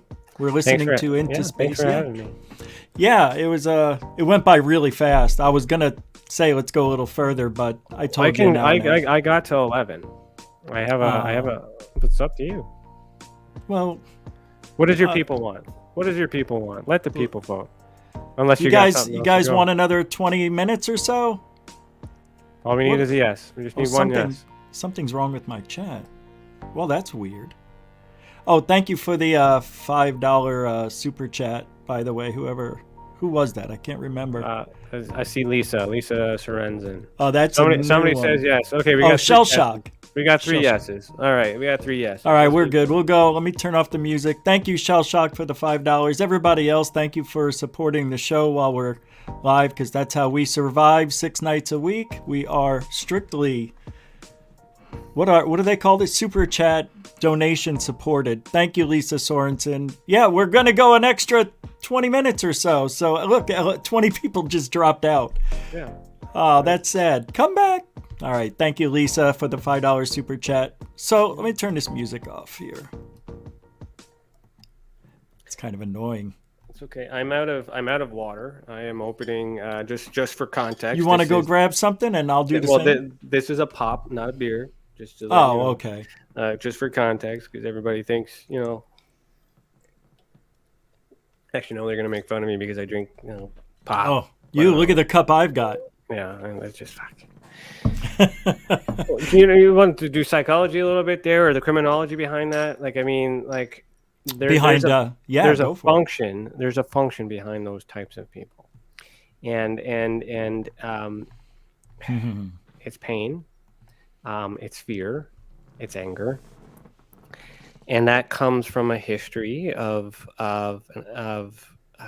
not being validated, not being heard or trying, and then all of a sudden they made a choice, and then they're sticking to that choice, and they're trying to do their best in their own little wheelhouse, but then there's these underlying issues that haven't been dealt with properly, and part of my quest with all this other stuff is establishing when those markers are available.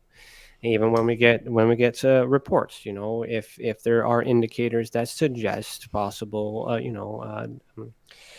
schizophrenia or anything like that, we need to, to establish that those things are present, and acknowledge that those are, need to be understood. And once you can understand the behaviors that are present, then you can understand why they are the way that they are. And if you understand why they are fighting the way that they're fighting, and you're unable to convince them to stop fighting, just understand that they're in a pain state right now. They're suffering, and they're doing the best that they can, and they need love. It's how they vent, right? It's how they let their... It is an event, and that's all they need. And like this shirt, I asked the universe, what kind of shirt do I want to wear tonight? And believe it or not, this is the first one that I grabbed, and it says the future is kindness. Isn't that, so it's just like, this is it. This is the theme. This is how I'm going to wrap this up, because people hate me, but I might as well go out with a bang. Wait, hold on 1 second. Because you have the lace falling in front of kindness, I thought it said madness. Because it looks like it cuts off the K, and it looks like mad. I see the K and the D. The future is madness. No, the future is kindness. That's awesome. Okay. Den Bub, thanks for the $7 super chat. But you're right.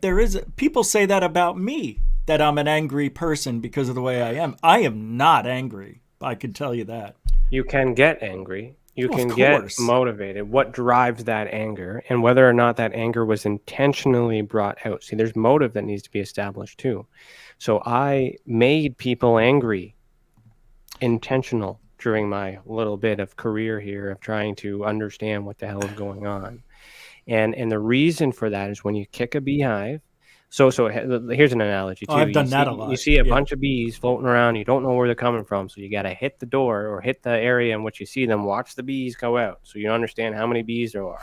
Then you got to wait to see where the bees go back in, so you can understand where to isolate. And that's what's happened. Is now I understand who the bees are, and I understand where the bees are going or went. So I don't need to extinguish the bees. I just now know that the bees are there, and if I don't want to get stung by the bees, I let them be in peace.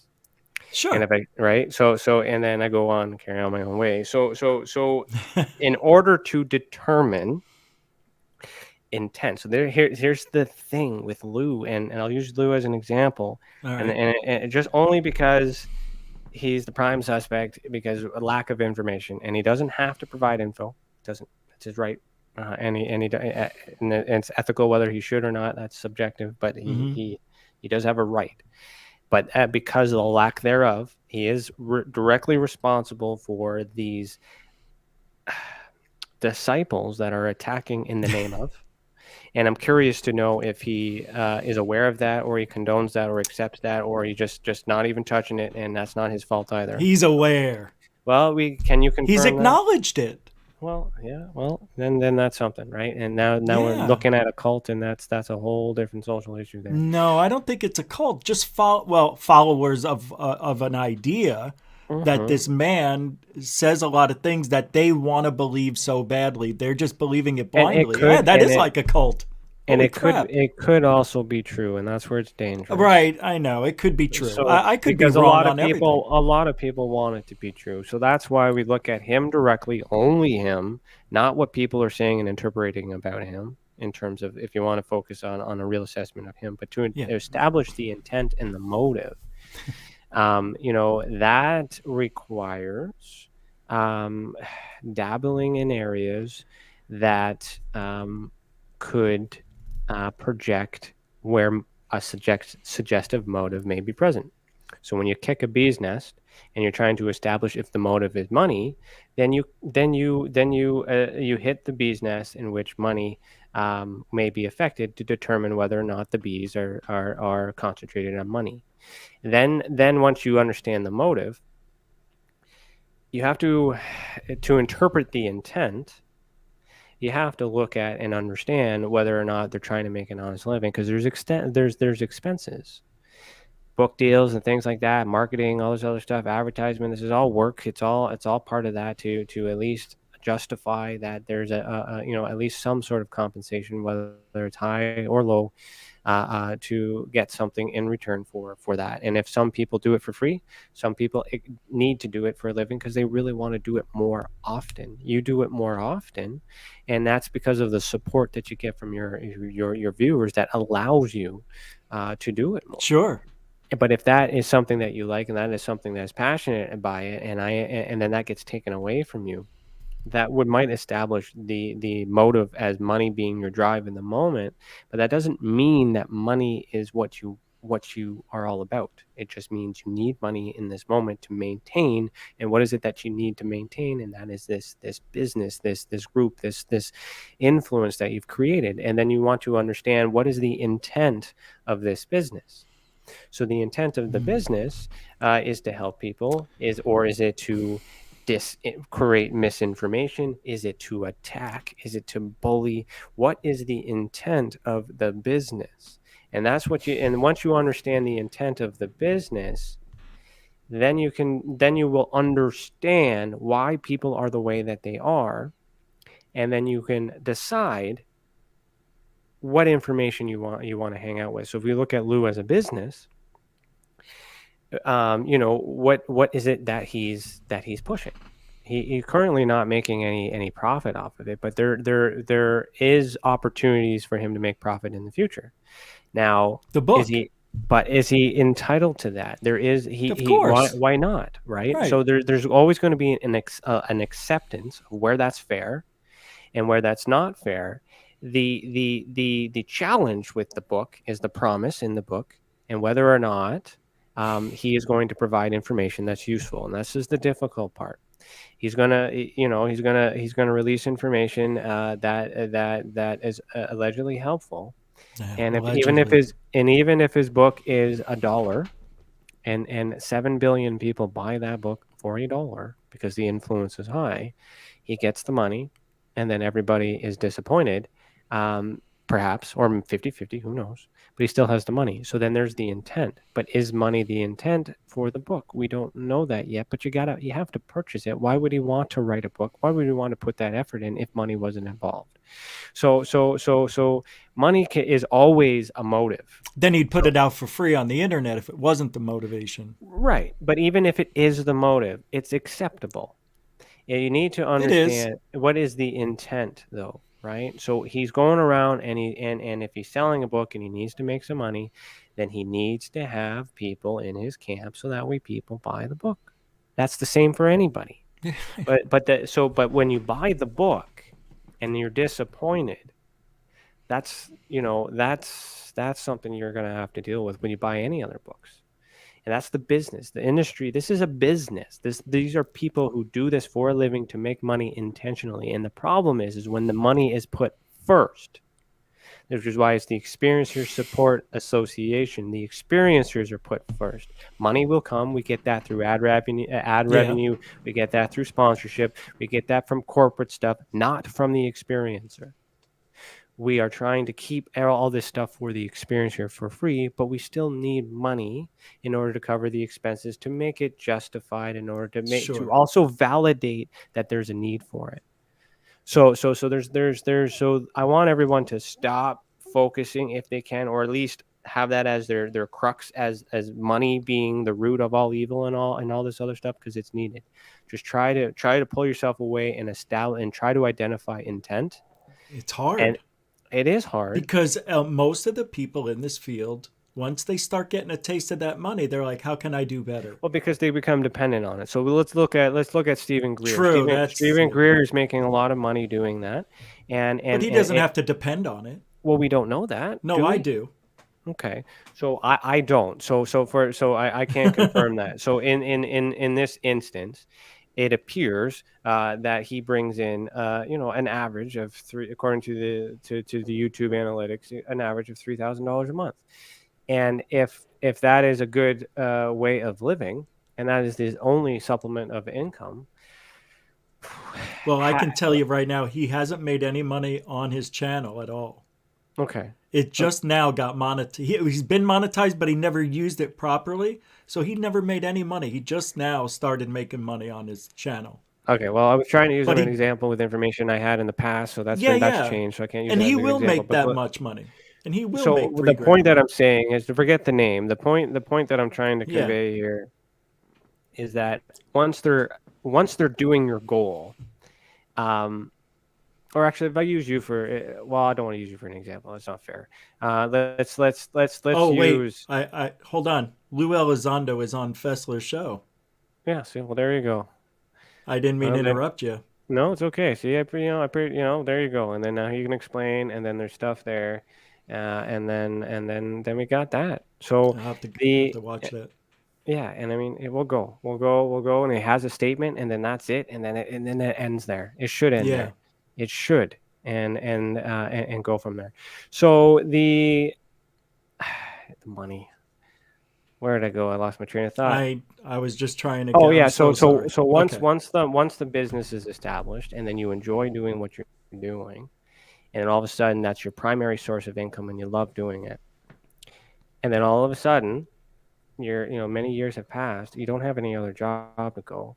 But you need to continue to do what you're doing in this industry to continue to maintain money.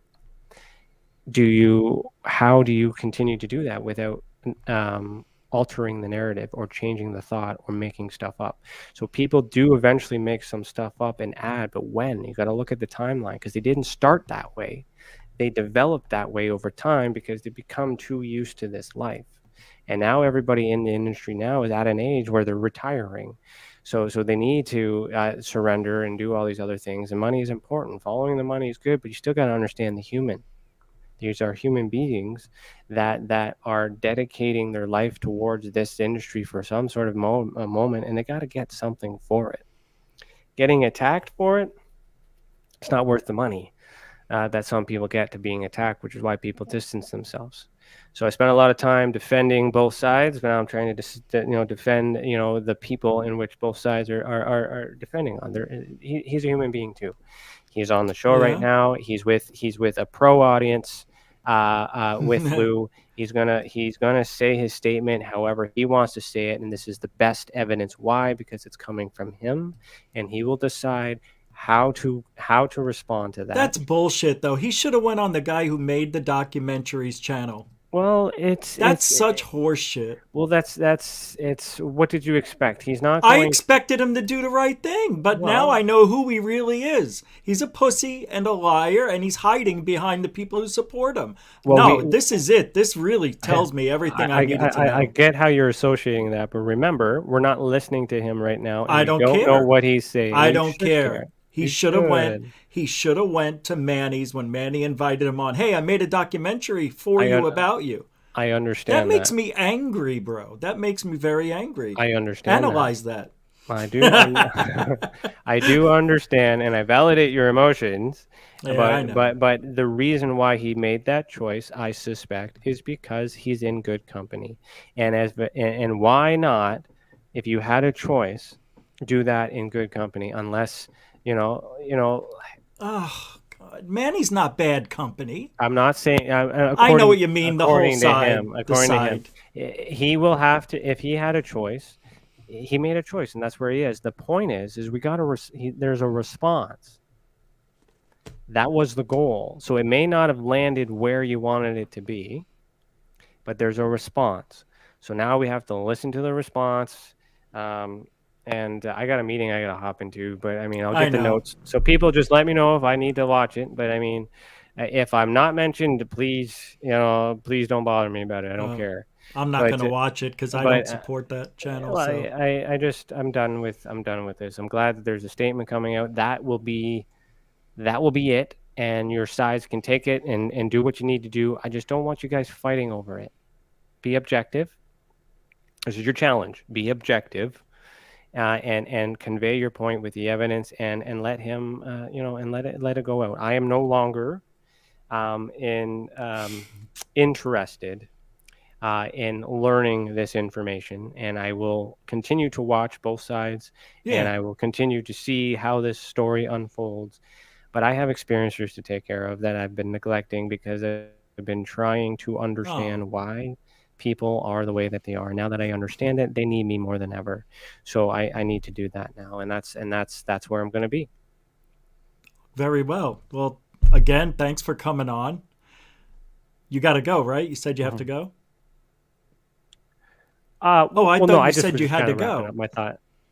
Oh, Well, okay. I got to 11. I got to 11. I'm just saying if there's anybody I was speaking to your audience because some people might Oh, have left okay. to go and see Lou because that might be important to them, It right? We didn't got seem like your anybody left.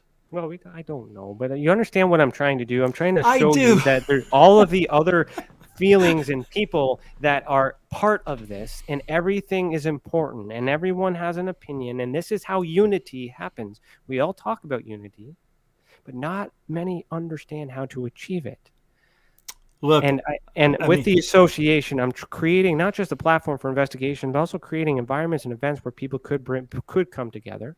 And when this settles, I would, if I'm able to earn the opportunity to establish a fair and unbiased presentation with anything controversial, then maybe we'll reintroduce that too. But I want to give opportunity to the experiencers because the experiencers are responsible for, are the victims in some cases. true. They are the leaders and the influencers, the light workers, and many others, and they need something to excuse me, something regulated that's fair and going to lead them in a positive direction.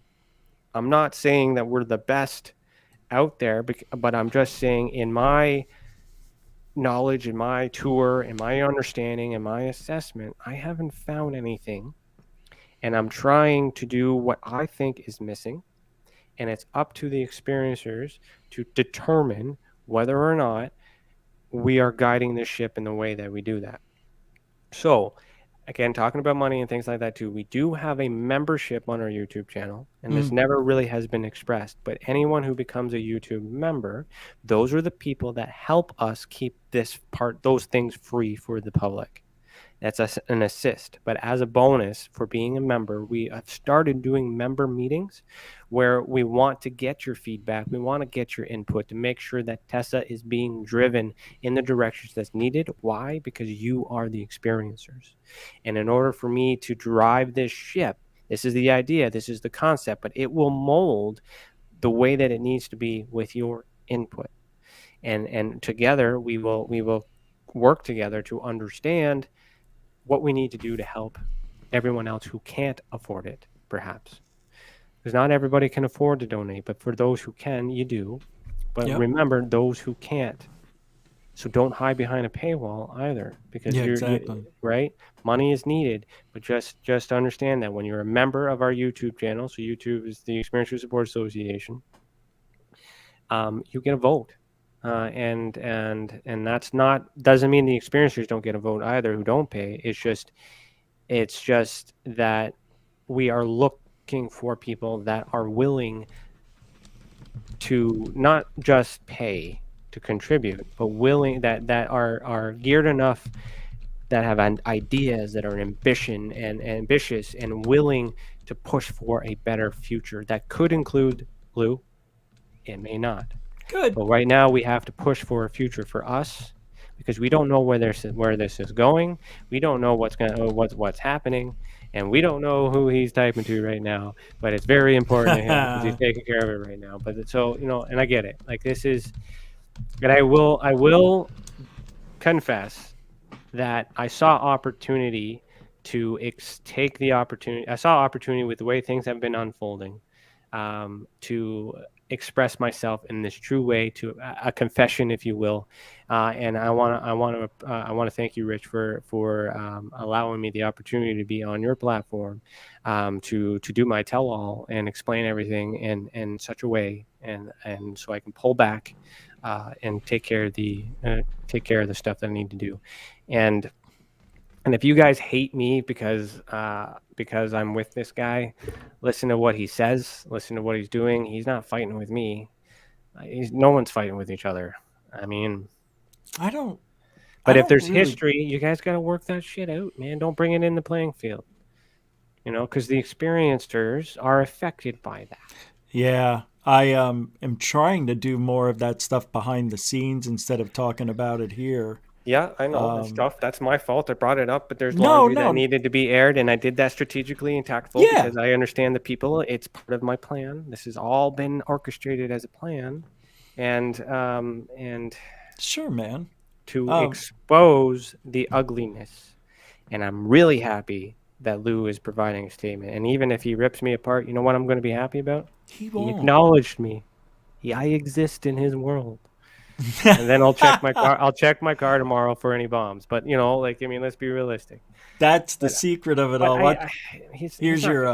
This is yours right here. He's not gonna. There's no reason to do anything like that. He's a human being. He's on trial, and he's doing the best he can to explain his side. It's no different than what I'm trying to do in this moment. It's just a matter of what you guys need. You guys are insulting him and saying those things. Those are your comments. Those are your right, your freedom of speech, and things like that too. And let's not forget. Maybe it's just the fact that I'm Canadian. Let's throw that out there. Maybe this is just the Canadian way, eh? You guys are awfully nice up there. That's for sure. Well, I'm hoping my Canadian is rubbing off. But we do operate on trade. We do operate on things. Canada is kind of taking some hits right now too. But I mean, but it makes me angry that Manny asked Lou to be on. Yeah, I don't understand why. Why he couldn't go on. I know, but you need to ask him that, and then there's expectations. I understand that you've asked for it. I understand that he wanted it. Don't be angry about it. Just the focal point is that you also wanted a response. So maybe he is responding to that. True. Maybe. I just don't like where he went, and that guy is I get scum, that, but if he gives the answers that you are asking for, then you've achieved your goal. Then I won't believe it. Well, that is a I can make a referral for you if you would like to speak to someone to help you work through that. No, thank you. But I mean, you've already decided. But I mean, I didn't decide yet. But you also, in your defense, you have evidence that I haven't seen. You have your own background. You've been studying this in your own perspective. Yeah. You have things to reinforce your claim, and I'm not going to deny that. I'm not, and I have information to, and I've looked into it enough to understand whether or not it's criminal, whether or not it's something I need to invest in my time in. And I've done a baseline assessment to establish that there is nobody, there's no hierarchy in this. Everyone is on the level. Everyone is working together for the common goals, just misunderstood information. So that's why my focus is, again, by working with the experiencers, teaching them how to give us better data through the reports, teaching other people how to report properly, bringing collaboration of the data together.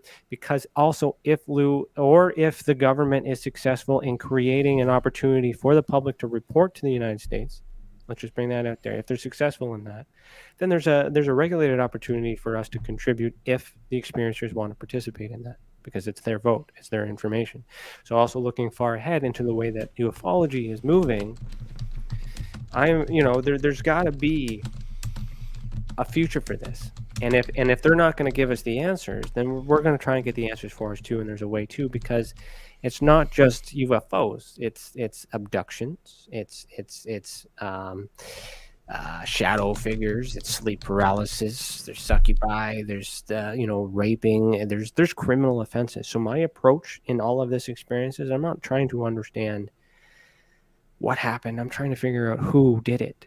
And human beings in all my research is the prime subject, suspect. That's true. There's a lot of evidence that could suggest that the human beings are capable of creating it and also capable of experiencing it.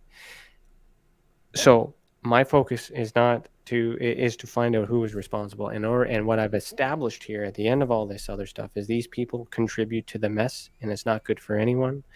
However, stay away from the comments, stay away from the social stuff. Understand that these are opinions. Pick the people that you like their opinion to. Watch them, listen to them. Watch someone else that has an opposing side that you can tolerate.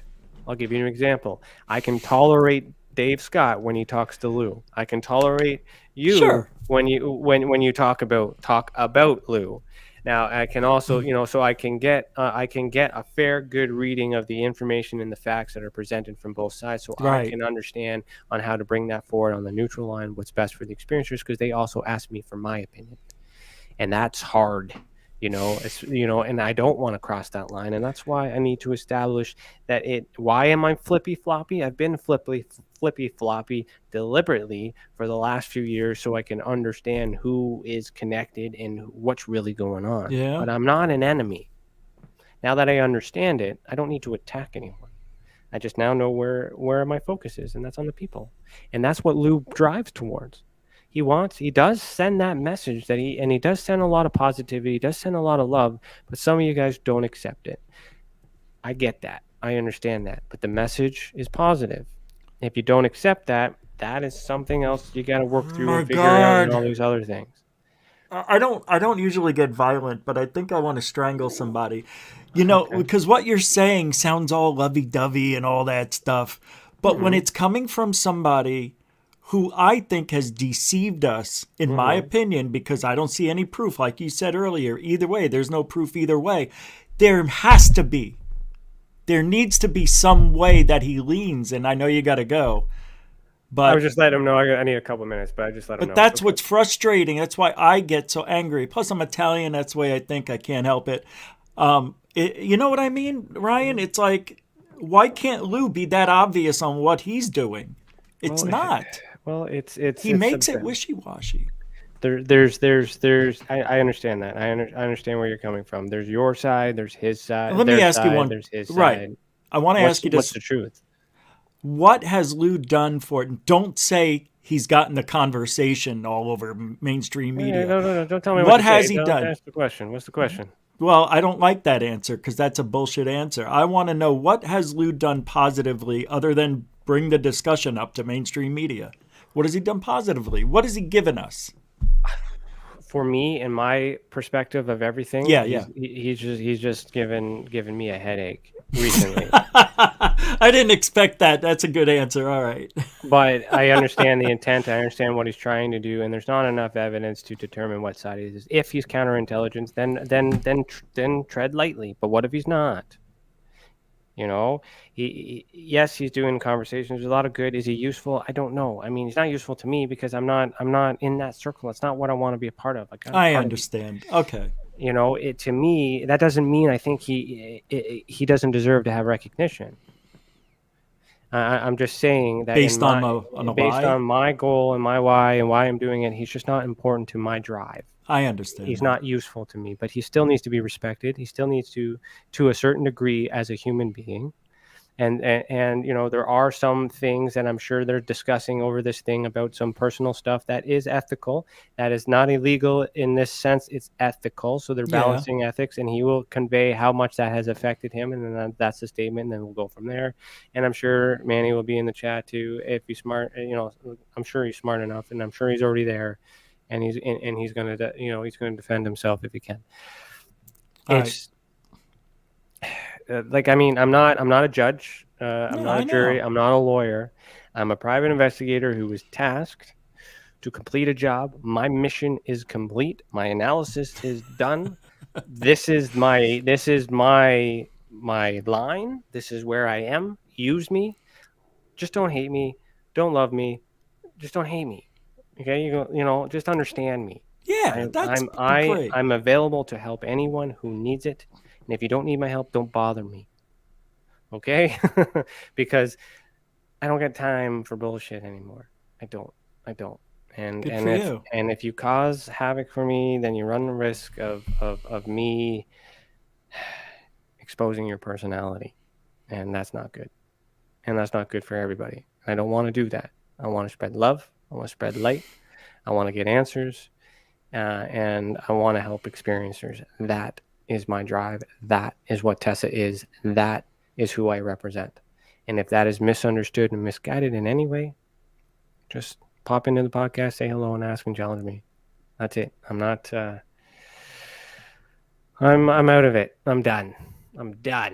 Well, Retired. like you said, Lou isn't part of your circle, so it doesn't mean that much to you, right? So I think that's probably for the best. Well, but he's still important to understand in the right. movement of things for the experiencer perspective, because I don't know if my audience believes or disbelieves, and they count on me for an opinion, and that's hard. That makes me accountable. I am accountable for my actions, which is why I'm coming forward and expressing this. I'm divulging so that at least the record is straight, because I see the pattern and I understand that they're probably more than likely going to make assumptions that are wrong. But you guys are here and you know that, and I trust that you guys will defend. You can defend as you need, but don't fight.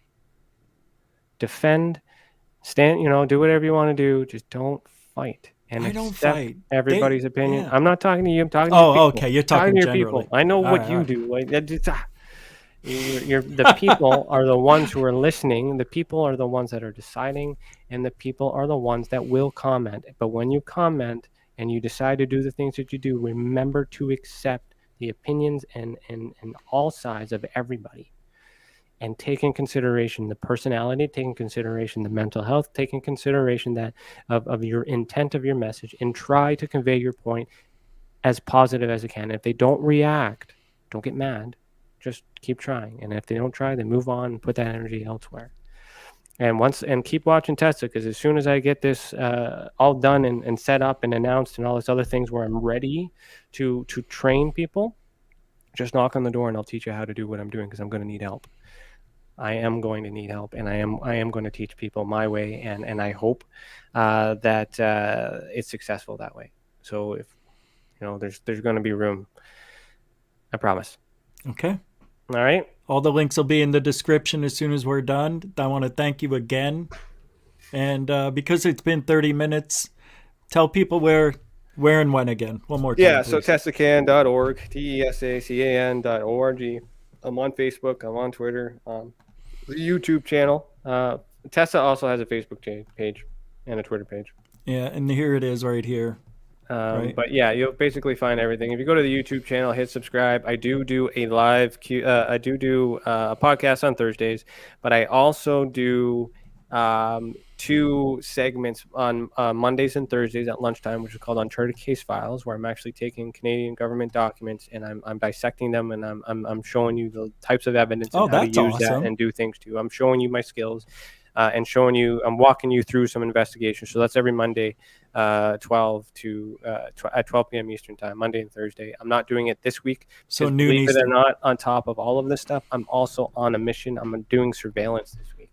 So okay. I'm also doing a real, other PI work, because I don't just investigate UFOs and stuff. You actually have a job. I do I look for criminals and fraud, and it's the same freaking thing. It's just who's my target today. Yeah. It's and even with that, I'm just looking for evidence, and I present that evidence to the lawyers, and I trust the legal system to make the decision which best for them. But in ufology, we don't have a legal system. So you guys are the jury, you guys are the judge, and what I'm trying to say is, because we don't have a legal system within this group, just try to be fair and try to give try not to put that negative energy out there. And if you have a question, ask it. If you don't get the answer, don't get mad. If you need help with anything, I will help you. But please leave this disclosure crap alone for a little bit. I need to help. I need to focus. But I do not want to stop anyone from asking for help if they need it. But I really need to distance myself from this for a little bit, because there's 80 people that need my attention right now. Man. and more if I get more reports, so I got to go where I'm focused. All right, man.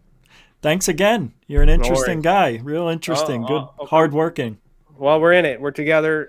Yeah. So I'll see you. I'll see you next time. Yeah. We'll keep in touch. Absolutely. All right. Thanks, Ryan. Ryan, right, Stacey, peace. everybody. Thanks. Have Bye. a good one. Bye. All right. So that was Ryan Stacey. Go check out. I'll put the links in immediately after the show, like I always do when we have a guest here and all that. So Lou's on now. I'm not going to go watch it. So if anybody wants to report anything back to me, please do. I don't want to work myself up and get into that circle. So if anybody is going to listen, just let me know and screenshot it or take notes, whatever. I don't care. I'd be interested to hear what he has to say, but I can't watch it. It just, I get too worked up, and I've got other things to do too. I've got a video we're going to put out here in about an hour and a half. I've got the video from last night for Third Phase UFO report that I thought was gone. I didn't think it saved, and I couldn't find it. And then Third Phase of Moon walked me through it at 3 a.m. And I found all of my files from this year. They just weren't being saved where they were supposed to. But I'll be putting that video up probably I'm going to do 1 a.m. Eastern, so 10 p.m. Pacific. That's it. I want to thank everybody for hanging out. Thank you, Super Chatters. Thank you for the support. Thank you, moderators and Coral. Thank you for keeping the chat room safe and sound and running smoothly. You guys are awesome. And thank you, newcomers and veterans, for supporting the show as well. Every person here means something to Goof On, because the more people we can reach, and I feel the more the better, then the more minds we could actually, I don't want to say save, but have people have another point of view on things. You know what I mean? Maybe they can see things the way we think over here. Like Ryan was saying, there's no reason to fight, no reason to argue about things. We can just have an opinion, and wherever those chips fall, that's how it is, I guess, right? I mean, what else can I say? But thank you very much. We'll be back tomorrow night, 9 Eastern, 6 Pacific, right here on Goof On. Thank you, everybody. And, Goof On is truthology for ufology. Good night, everybody.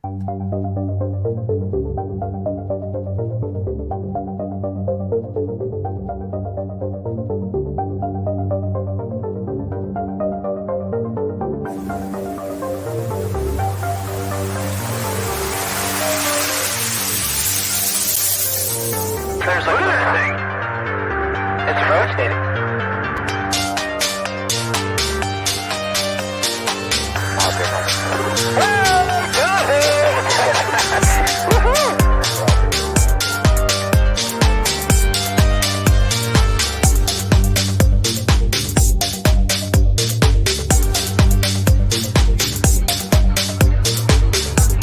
What was in the skies over Jerusalem? And why did it downwards treasured sites in Christianity?